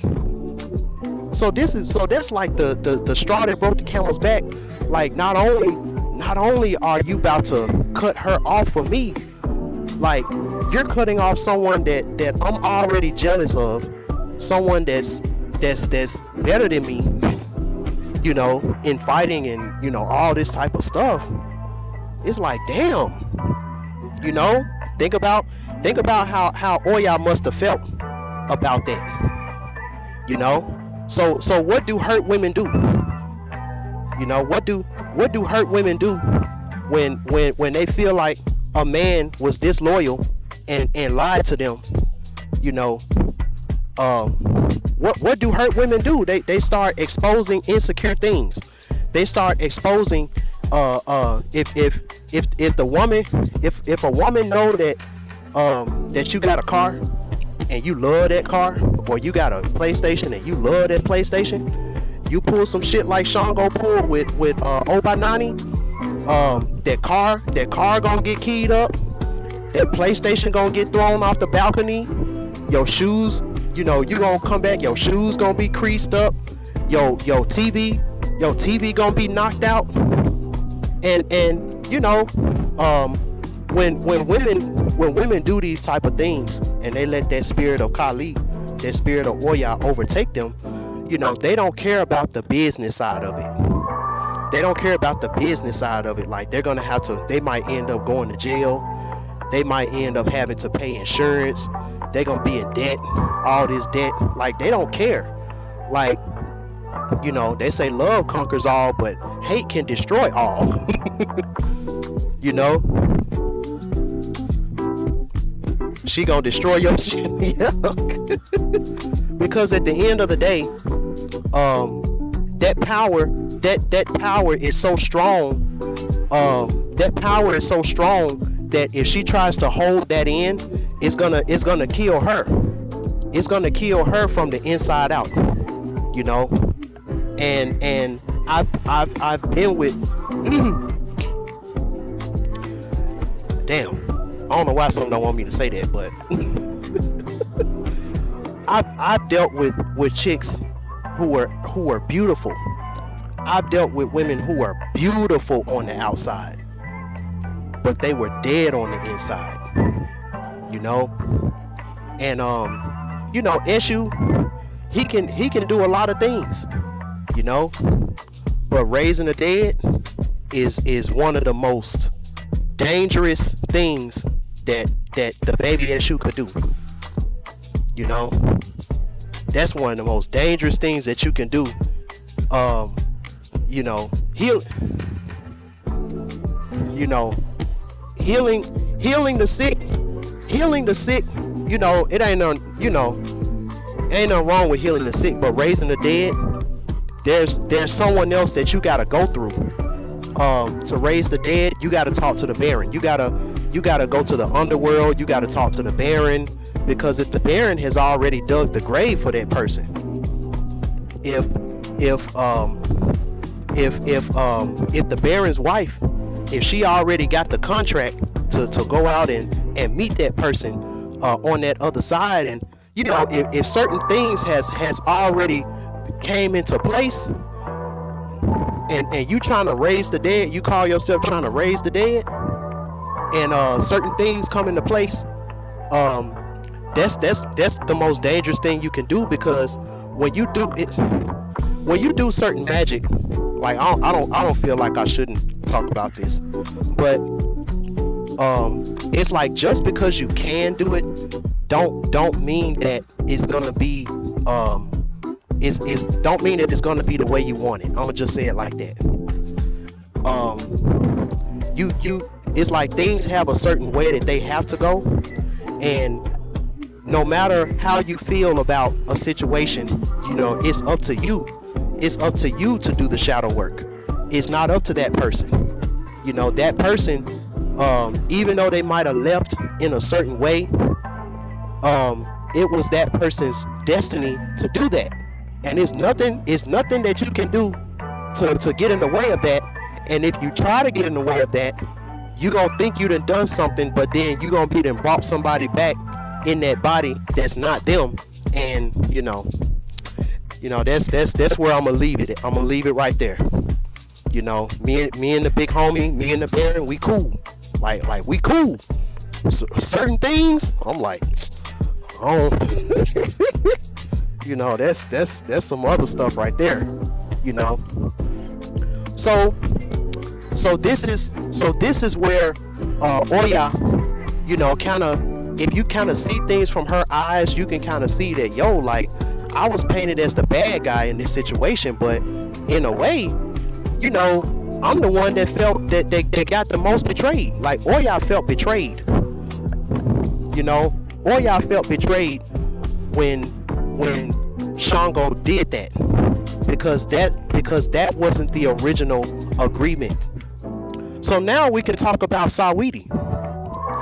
Now we can talk about Sawiti messing with you know, got with Quavo. You know, you could tell, you know, you could tell that Quavo would be a totally different type of guy. Quavo would be a totally different type of guy if he didn't have money. He'll be a totally different type of guy. If he didn't have dreads and he didn't have money, you know, he'll be a totally different type of dude. Like, see, it's like Eshu is the essence of the street nigga. You know, he's the essence of the hood nigga and the street nigga. You know, so someone who has maybe Eshu type of senses can look at someone and tell, yo, like, if you didn't have all that money and you didn't have all that fame, you would be a cornball, lame ass nigga. You'll be a lame cornball nigga, you know, with a voice that you could probably use for customer service or some shit. You know? So Sawiti, you know, she was a Oya. She's like the Oya energy. You know, she knew that in order for her to move around and stuff like that, she knew that she had to transform herself into a sex symbol. That's Oya. That's Oya energy. You know, like, she telling you right there, like, look, you know, when it comes to this money, when it comes to this fame, you know, I don't really got no morals like that. See, Oya, you know, she is a figment of the way we used to be back in the days where we knew that we were supposed to destroy shit. See now, when you look at the black community, people talk about building more than they talk about destroying. And Oya, she's all about destroying shit. See, when Oya finally got a hold to Shango, you know, Shango had to leave his body. Shango had to eject from his body, and then him and Oya became Kali and Shiva. You know, Shango knew. That's why they say in the Bible, when Jesus come back the second time, he's coming back to destroy shit. You know, because we knew that, like, Jesus represented a type of consciousness that melanated people is gonna have. You know, and this is the reason why issues are public enemy number one, because we can ignite the soul of these women. We can ignite the soul and remind you, like, yo, like, you know, you're supposed to be destroying shit. You know.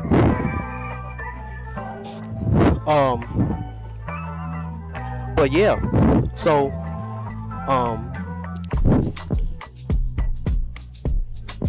when you think about it, you know, like I said, looking at it from that point of view, Oya, you know, she was the one that felt betrayed about all this. Yeah, I was talking about Sawiti. You know, so she got what she needed out of Quavo. You know, Quavo, he was love struck. You know, he was love struck. He thought he really found him someone to love. You know, same thing that happened with all of these. She had to go to the underworld, aka when you know, just like Obba, she had to end up leaving. She made some videos of her on the side of the street. She was somewhere in California, and she was like, now she allegedly, yeah. So so Sawiti, she over here performing somewhere on the street, you know, with homeless people and stuff like that. You know, standing on top of a milk box performing. You know, that was a ritual showing Obba going to the underworld. You know, or showing, you know, showing that whole mythology. And then she had to. So now, you know, Sawiti, she showed, like, yo, like, I don't need Quavo no more. You know. But remember what I told y'all about a snake. You can't trust a snake, because a snake can change its skin faster than you can change your mind. You know, and you know, listen to Bad and Bougie. You know, who knows? Bad and Bougie, that Bad and Bougie song was probably talking about Sawiti. My bitch is bad and bougie. You know, and then Offset, I take your bitch right from you. I'm a dog. Woof. You know? So, you know, so that whole thing about betrayal, like, all of that, it plays into this mythology. Like, you can't be mad at Sawiti, because out of everybody, Sawiti was the only one that didn't fall for the banana in the tailpipe. She stayed on the mission. You know, she like, yo, I gotta stay popping. I gotta get this money. You know, if I gotta step on these niggas to do it, then fuck it. You know, that's just how I gotta do it. Like, that's how Oya is. You know, when Oya is loyal to you, like, people can say what they want about you. Like, you could be the most, you know, you could fall off hard, and Oya will still ride for you. She'll still put in that work for you. You know, Oya will put in that work for you if she loyal to you. You know, but if you start to switch up, if you fall off, and then you start to switch up on Oya, and she see that you ain't about it as far as with the relationship, you know, and she starts to feel betrayed, then, you know, this is how it is. You know, this is what happens when Oya feels betrayed. And as now, we don't know how true this is, but this all started because Quavo cheated. So it was because of a betrayal.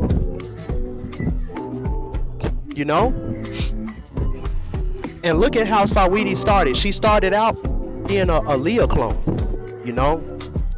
When my first time seeing Saweetie, I'm like, oh shit, they trying to make a new Aaliyah. She came out with she was tall, she was skinny, light skinned.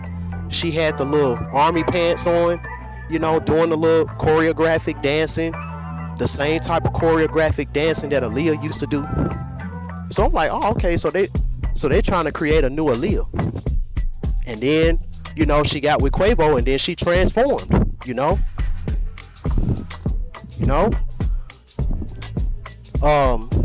Same thing with Megan Thee Stallion. Same thing with Megan Thee Stallion. Party. The person that she's with now. Party. He's the Shango that got loyal. he the one that want to be in love with Megan Thee Stallion. Megan Thee Stallion, she done been with somebody that's literally called the baby. Megan Thee Stallion literally got with someone called the baby. The baby.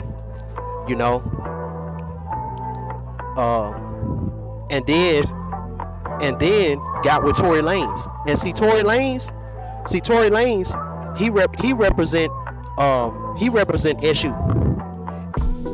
The baby, he represents a knockoff SU energy. See, I never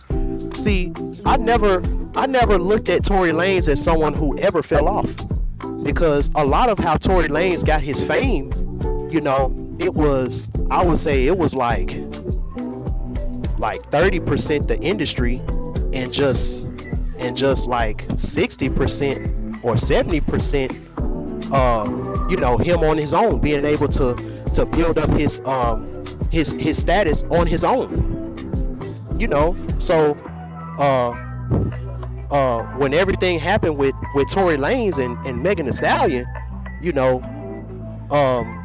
every time some little information came out with Megan Thee Stallion's story, it made Tory look more and more innocent.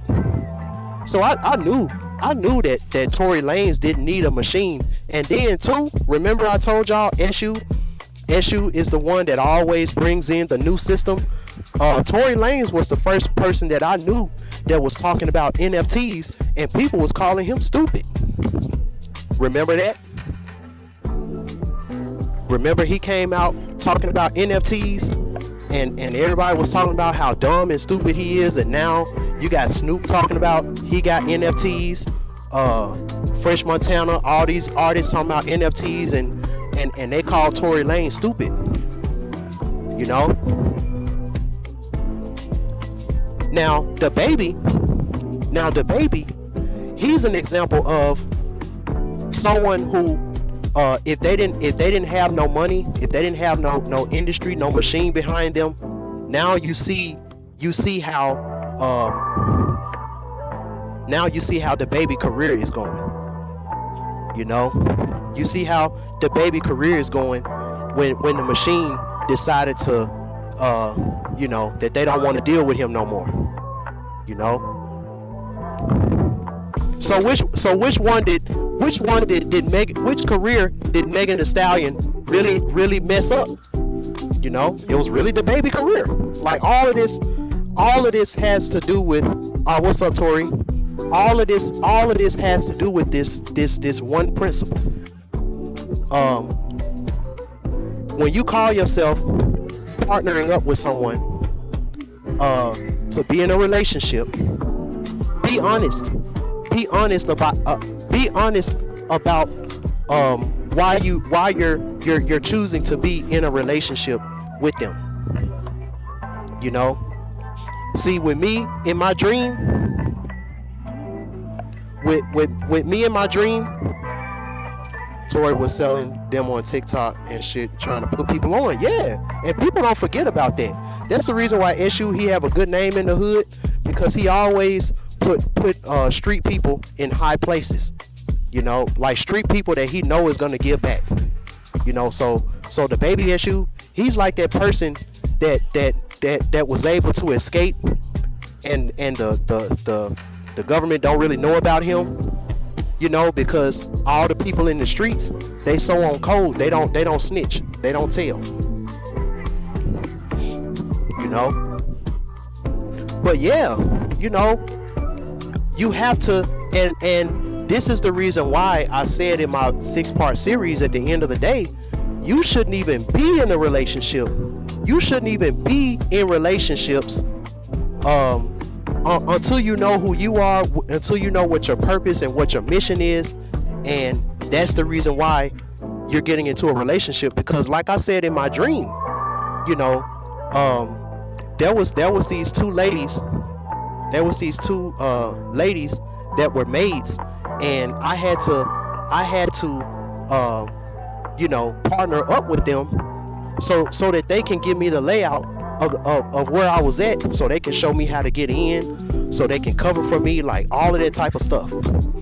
And you got to understand what goddess energy that the woman that you're with has, so that you can know, like, okay, if I get with a Oya, you know, as long as nothing changes with the mission, you know, as long as nothing changes with what I said I'm gonna do, I stand on my word, I keep her accountable and things like that, I don't get soft, I can have sex with Oya, you know.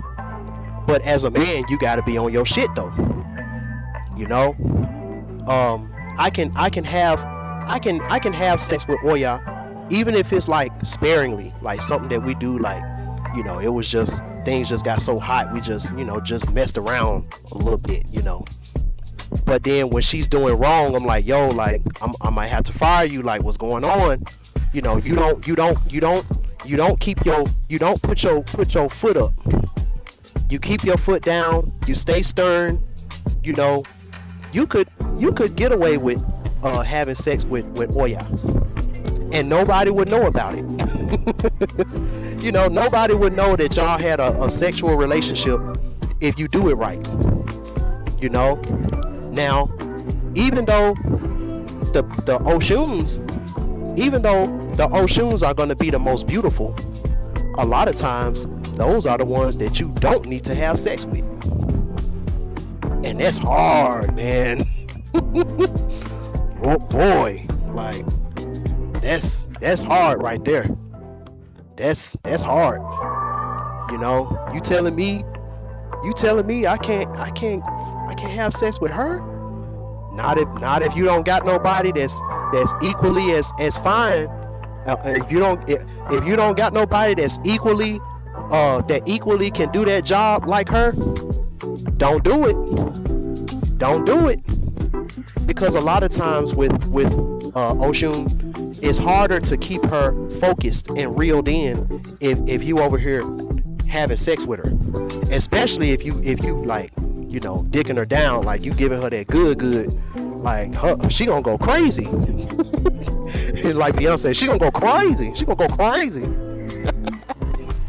You know, she gonna start saying, ring the alarm, I'll be damned if I see another chick. You like, yo, wait a minute, hold on, like, you know, may I remind you, you know, with Oshun, you got to keep reminding her what her place is, because sometimes when you start putting it down on her, and then she start floating up to the top, and then she start to act like the bottom chick. She start to act like, you know, like, wait, hold up, you know, like, yeah, you know, we got drunk and we did something or whatever, but, you know, remember what this is. And with Oshun, you know, sometimes depending on what type of Oshun, that's why I said you gotta know your women, you gotta know who you can get away with that with, and you know, you gotta know. some women, you know, having you know, doing, you know, having a little rendezvous every now and then, it keeps the morale up. You know, sometimes it keeps the morale up. But with some women, that's the worst thing that you can do. You have some Orisha, you got to be straight down the middle. And y'all might have some type of attraction to each other, but you already know, like, yo, you know, I gotta keep an upper hand. You know, I gotta keep an upper hand because she's the type of chick to where I'm not. If we do have sex, like, I'm not trying to blow her back out. Like, I'm not trying to do that with her. But she's the type to where if I don't do that, she's gonna start to assume that I'm not that good of a, you know, lover in the bedroom, and then she might start trying to disrespect me on the low, and then that's gonna blow the spot up, because now people gonna be like, yo, like, why she talking to you like that? And you can't be like, you know, because I gave her half the dick, and she think that that's all I got, you know. That's just gonna open up a whole nother can of worms. So that's why I say, like issue, when we think about, like, everything is a bargaining chip for us. Like, everything is a reward system with us, because we know how powerful we are. You know, like, issues, you know, we don't gotta have the freaking $5 foot long, you know. But I can tell you one thing, the type of experience, the type of ways that we can make you feel, the type of experiences that you're gonna have with us, you know, because we're so unplugged from society, and we're so unplugged from the things that you probably used to and introduced to in this world, you know, it's gonna be on some godly type shit. So we gotta understand, like, yo, like, you know, we gotta be able to you know, use that power sparingly. You know, everybody else messing around with little tree branches, and we got the Harry Potter wand, you know. So all we gotta do is say, Inspector Patrona, and y'all over here,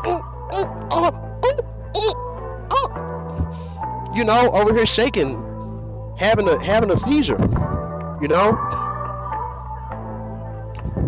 So with that being said, you know, this is the reason why when issues get into this type of issue, it's like, damn, nigga, like, you should know better, you know.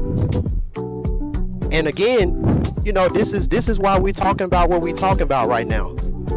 You know, being honest,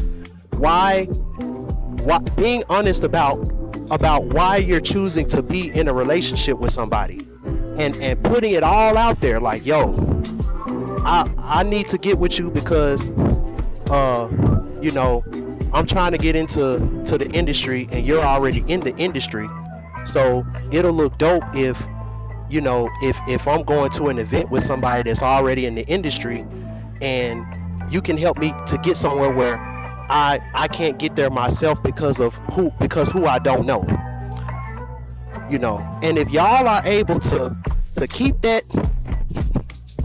if y'all are able to keep that agreement, you know, then, you know, when you see when y'all at the event, and then you see her networking with another guy, or you see her, you know, you see her talking to somebody else or whatever, like, you don't have no type of, you don't feel no type of way about that, because that's not the relationship that you're in with her. See, it's levels to it. It's levels to it, you know. Why you think pimps could have, you know, all these beautiful women, you know, they out here, you know, giving it to these dudes, and these dudes, you know, paying them and all of this stuff, and, you know, a square from the outside in to be like, man, like, you know, I couldn't be with no beautiful, I couldn't have no beautiful women around me that I'm not having sex with. You know, I can't be around no 5 or 6 extremely beautiful women, and I'm not having sex with none of them. You know, what type of life is that? You know, but at the end of the day, that's why, you know, you're where you are in life, and that's why I'm where I am in life. You know, I'm just speaking figuratively. You know, because a real you know, a real player, a real pimp who was about his when he was younger, you know, that credit don't go nowhere. You know, that credit don't go nowhere. You know, you in your 40s and you living like someone who worked all the way to their 60s and got retirement and got pension and stuff. You know, you got random women hitting you up like, yo, you know, yo baby, you all right? You know, I just been thinking about you. I just want to send you a little something, you know, just because, you know, we've been through a lot together, and you helped me to open up this beauty shop. You know, I'm married now, I got kids, but you know, I just wanna bless you, you know. Hit you with a $500 cash app. You like, god damn. You know, still got this bit if I want to. That bitch still mine if I want to, but you know, we're grown. You know, we've outgrown that type of relationship. You know, we've outgrown that type of relationship, but you know, that's the type of camaraderie that men are supposed to have with women. Like, it's sad that we gotta think about it like this. Like it almost feel like something wrong. Like, you know, me, I'm a Gemini, so it's like when I'm doing this, I'm always thinking in other people's points of view. So this almost feel wrong to say. You know, it almost feel wrong because of the way that we've been programmed to look at relationships. You know, the men are supposed to you know, provide and, you know, do all of this stuff.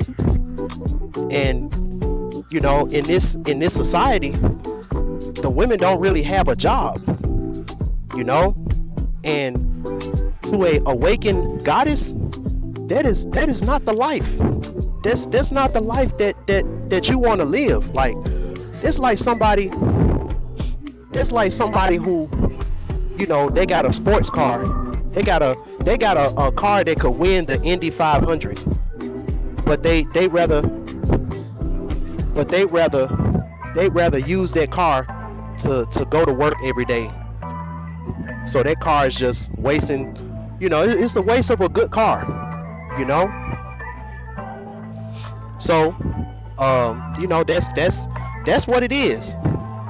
Do y'all want to get into some live readings? You know, I'll get into some you know, to some current astrology events. If y'all want to get into some live readings, you know, let me pull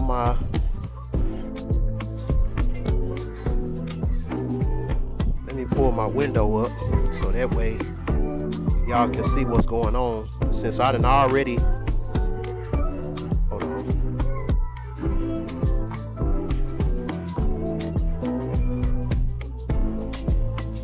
since I done already, oh, there you go. Oh, dang, why does it look like that? Hold on, y'all. Y'all let me know if y'all want to do live readings, because I'm gonna pull this right here up so that way y'all can see what the natal chart is for right now.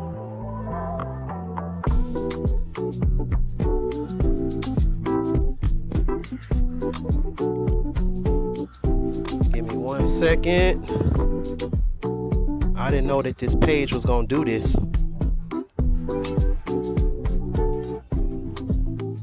Okay. Now I gotta fix it to where y'all can see it.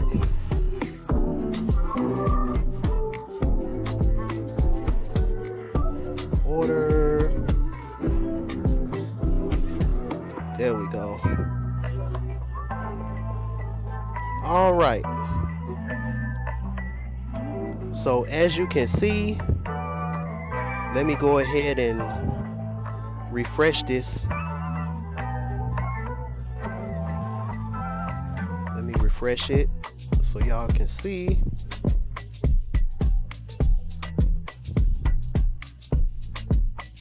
All right.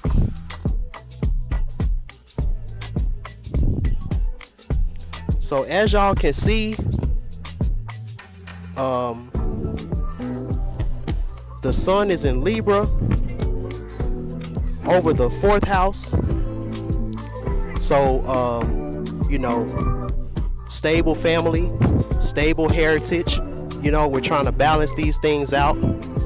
And we got to do this by, the moon is in Aries. So again,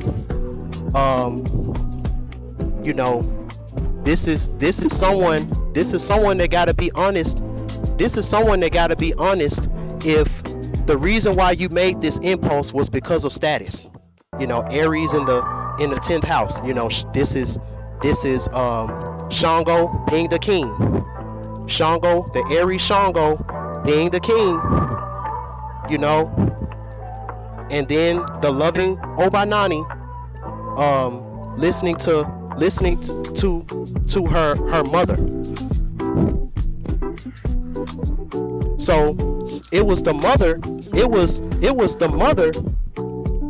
the great mother that influenced Obatala to make this decision. Where's Sagittarius at?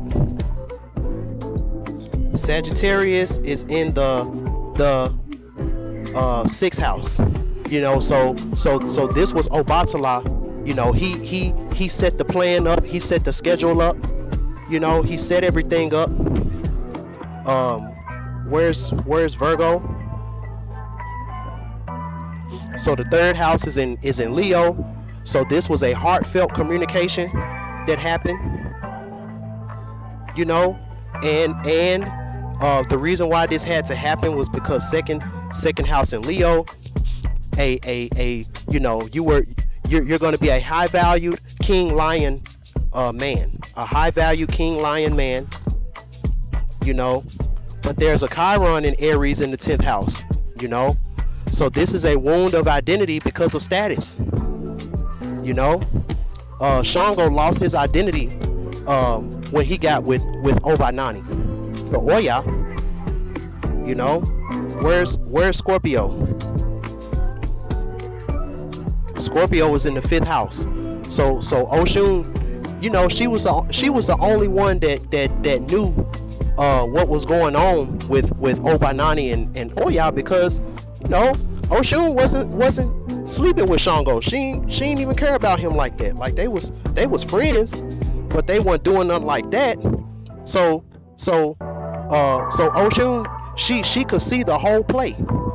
She could see the whole play that was going down. So right now we're trying to balance our stability. You know, we're trying to balance our home life and stuff like that, but we got to balance it when it comes to midheaven in Pisces or Aries in the 10th house.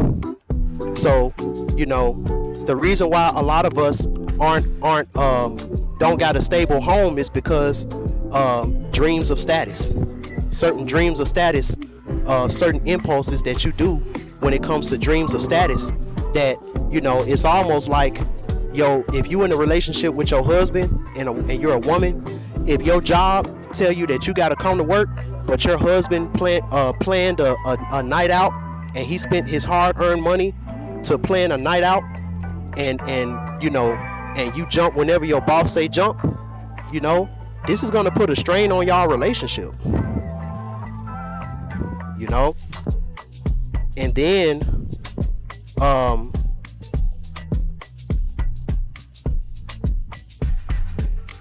let me see, where's the ascendant is in Cancer. You know, so you're also trying to balance a comfortable image. You know, you wanna You want a personality that everyone will want to get along with you, and everybody want to be comfortable with you. You know, when you're truly fighting for something, you know, that's going to be damn near impossible. And then Capricorn is in the 7th house. You know, so if you keep this up, your relationship is going to be very dry. You know, so it's like you might end up being the GOAT. You might end up being the GOAT, but your relationship is going to be very dry. You know, ain't no really be no love. It's going to be real dry. You know, it's going to be a rocky relationship. It's going to be a process, all of that type of stuff. You know, so if you want to do a live reading, my donation link is at the top. You know, Cash App. If you want to do a live reading, let me know, because that's who, you know, that's what we're going to be talking about. Wait, what is that?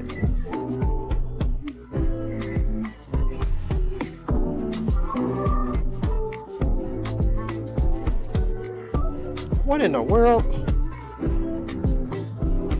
Yo, these people over here going crazy outside.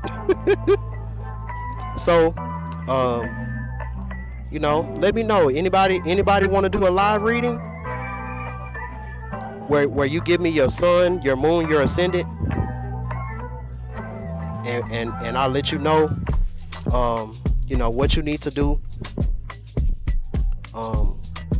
you know, so that you can stabilize, and you can balance out this 4th house, to where, so you can understand, like, yo, like, what do you got to sacrifice, even if it means you looking a certain way to other people?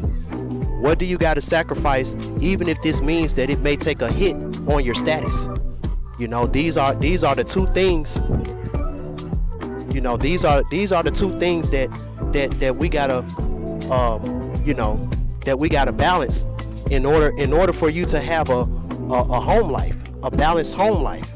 You know, a balanced home life. Here's my PayPal. Let me put my PayPal on here. I'll put my PayPal.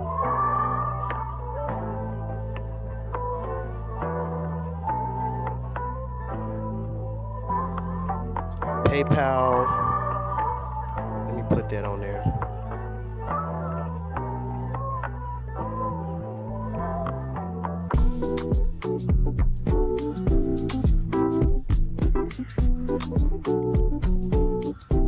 Hold on. Now let me make sure this is right. shopmeliamar@gmail.com. So that's the PayPal if you want to do that.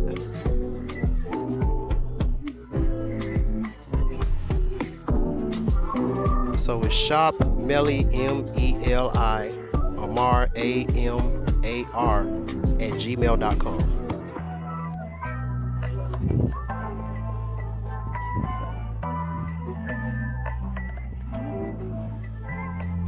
Damn, somebody going through it. She said, you woulda, coulda, shoulda, but I did it. Damn, somebody out here going through some relationship issues as we speak. You know, like it's crazy. It's crazy out here. You know, when you over here, you know, you over here trying to get into a relationship, and I hate to say it, a lot of times, you know, women can do this the most notoriously. Women are very notorious at getting in relationships just for a rebound, you know, getting in relationships just because, you know, they don't want to be lonely for a second, you know, getting in relationships because their friends are pressuring them into getting into these relationships, so they don't want to look out of place in their social group. And this is the reason why they're getting into these relationships, not because they genuinely love the guy, you know. Oh, wait.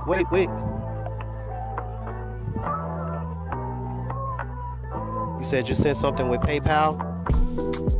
Let me go.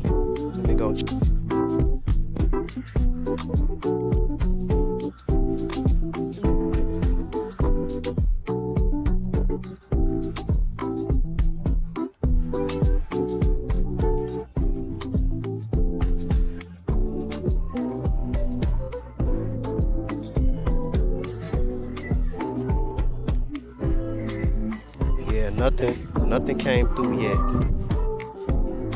Ellie at Gmail. Yeah, haven't came through yet. I'm gonna look for it. Let me okay, I can plug in over here.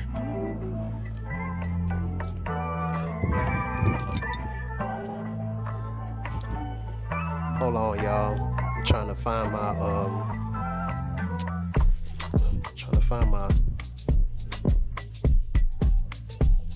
charger, because I didn't realize that my phone battery was this low. Like my phone slick finna die. I've been over here going for all this time. My birth name is AM. It should come through in a minute. Okay, give me your sun, moon, and ascendant. Give me your sun, your moon, and ascendant.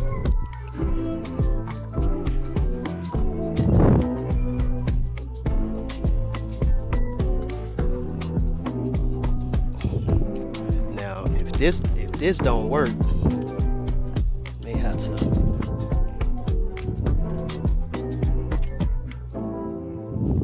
This should work. Let me see.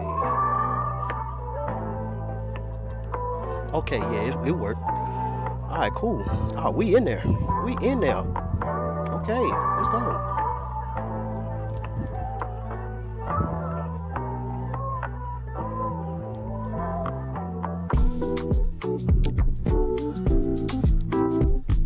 I've got to run. It has been so good.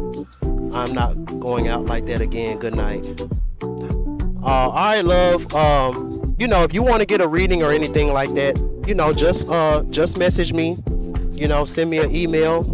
Send me an Instagram message. If you want to get a reading. My birth details is within the payment. Now, I don't have a way right now to print out your natal chart.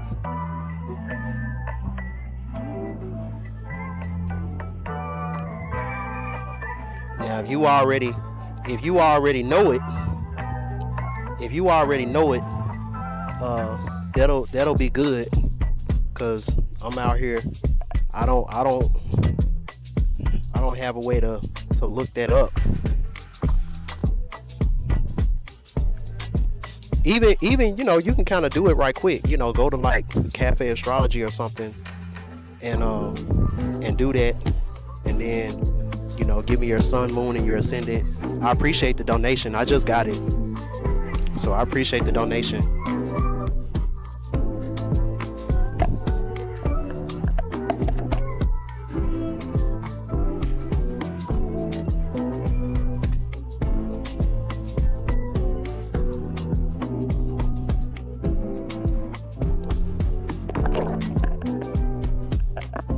Also too, Ashley, if you want to get a formal, if you want to get a natal chart reading from me, we can do that too. And then, since you already sent what you sent, if you want to just pay the difference, and then we can do that too. Hold on. Oh, sun in Taurus, moon in Sag. So we gon' go backwards. We gonna go backwards. So you said your sun. You said your rising is in Capricorn. So hold on, let me pull my chart up. Okay. So you said rising, your rising is in Capricorn, which means that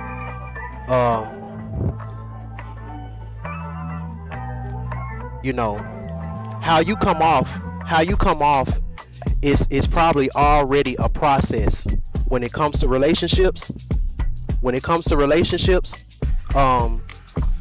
Because of your personality, you probably already come off as someone to where it's like I feel like it's a process for me to get to know you. You know, my little brother is a Capricorn. You know, I think he's like a triple Capricorn, and it's a process. It can be a process sometimes for him to really tell me what's on his mind. You know, it's almost like, you know, I'm digging a hole. Like I'm digging a hole and I'm trying to strike oil. You know, sometimes you don't know how deep you gotta dig, or you don't know how deep the process is in order for you to do that. And at the end of the day, the reason you know, ascending in Cancer. So the reason why you're like this, you know, and you may be like this in relationships, your relationship personality. The reason why is because of a situation that happened in your home, in your childhood, in your childhood life coming up, and whatever this was, you know, it made you uncomfortable to show that deep, you know, that side of you that is extremely innocent. You know, that side of you that's extremely like divine feminine, whatever that is. And so this is the process of how the shell started. You know, this is the process of how the shell started. And at the end of the day, with this palace in Cancer in the 11th house, you know, this talks about you know, associations. 11th house is about associations, you know, and you know, this talks about lazy, petty, nasty character, loathing effort. You know, despite a complete lack of skills, important positions are obtained through low, cunning manipulations. You know, now this is almost like a situation to where either you come off as someone who has the potential of doing this, or you know, it's just simply because don't nobody care to want to get to know you on a deeper level. You know, you might have to be a little petty. You may have to be nasty. You know, you might have to do those things. Shit, especially in Memphis, you might have to do some of those things to protect yourself. You know, ain't nobody mad at you. You said your ascendant is in Cancer. Your ascendant is in Capricorn, not Cancer. Yeah. I'm already an astrologer. I just like to get readings from different astrologers. Yeah. So what I'm doing right now, I'm just reading from this natal chart of today. Right now, what you see right here, this is today's natal chart. You know. So it's funny you said Capricorn. You know, Capricorn right now is in the 7th house. You know, so a lot of us, the conversation that I was talking about earlier, you know, it may be a dry conversation, but if you can have this conversation, you know, it can make you the GOAT if you're trying to do this right. So let me go back. Let me see. You said moon in Sag, And this is, these are just some things that you're just focusing on just for today. This is just for the day. Like, this ain't no full like natal chart reading. This is just for the day. The things that we're focusing on for today. Moon in Sag. So right now, Sagittarius is in the 6th house. So this is inner child work. There's some experiences. The reason why you have this personality that may seem dry to others. You may seem dry to certain people. The reason why you have this type of you come off like this is because there was some experiences that you went through, and right now we're talking about experiences that might have dealt with routines. Experiences that might have dealt with routines, experiences that might have dealt with patterns, with health, with work, things that represent issue. You might have went through some issues, some little issues or whatever, and those experiences gave you a wisdom. It might be a wisdom to not act certain ways on a personality type of level, because maybe you did that in the past and the experience wasn't pleasant, so you did some work. So right now, you're just analyzing on an inner child level. You're analyzing the different experiences that you might have went through, and if these things worked for you, or if it ended up becoming a bigger issue. And then let's look at what you said your sun was. What's up, Natural Market? What's up, babe? Your sun was in Taurus. Your sun is in Taurus, which means that all of these things is either what makes you high value now, what makes you feel high value, what makes you feel high self-esteem, what gave you a high self-worth, and all of that. Or if you had too many negative experiences that didn't work, and you didn't do the wisdom, you didn't do the shadow work for these things, this might be the reason why now you got such low self-esteem. This might be the reason now why you got such low value. And right now, Taurus is in the 11th house, and then we also got Uranus here. So this is someone who you are, who you attract. Right now you are who you attract on a good way. The reason why you want freedom, the reason why you want independence, because this was a bad person that you attracted because of the experiences that you went through, and in turn your personality attracted this person, place, or thing, or whatever that made you who you are. Or with the North Node in Taurus, this is you being a lesson to others. So now you were able to associate someone who can reflect who you are, and you can be that version of Oshun that can show people like, yo, like, you can be the Queen Yalorde, you can be the ugly bird, you can be whatever you need to be to get the job done. You can be whatever you need to be to get the job done, and you don't have to lose yourself while doing it. Yeah, you can, but it's a whole thing to do that. And I'm doing this on my shadow, which is on my phone, so it's hard for me to pull up the keyboard and stuff. This is all mobile. Like, y'all might think I got a computer in front of me and all this stuff. Like, this is the beauty of technology. This is the beauty of AI. Like, I could be just somewhere, and still be able to do a live stream, because of this technology, So Ashley,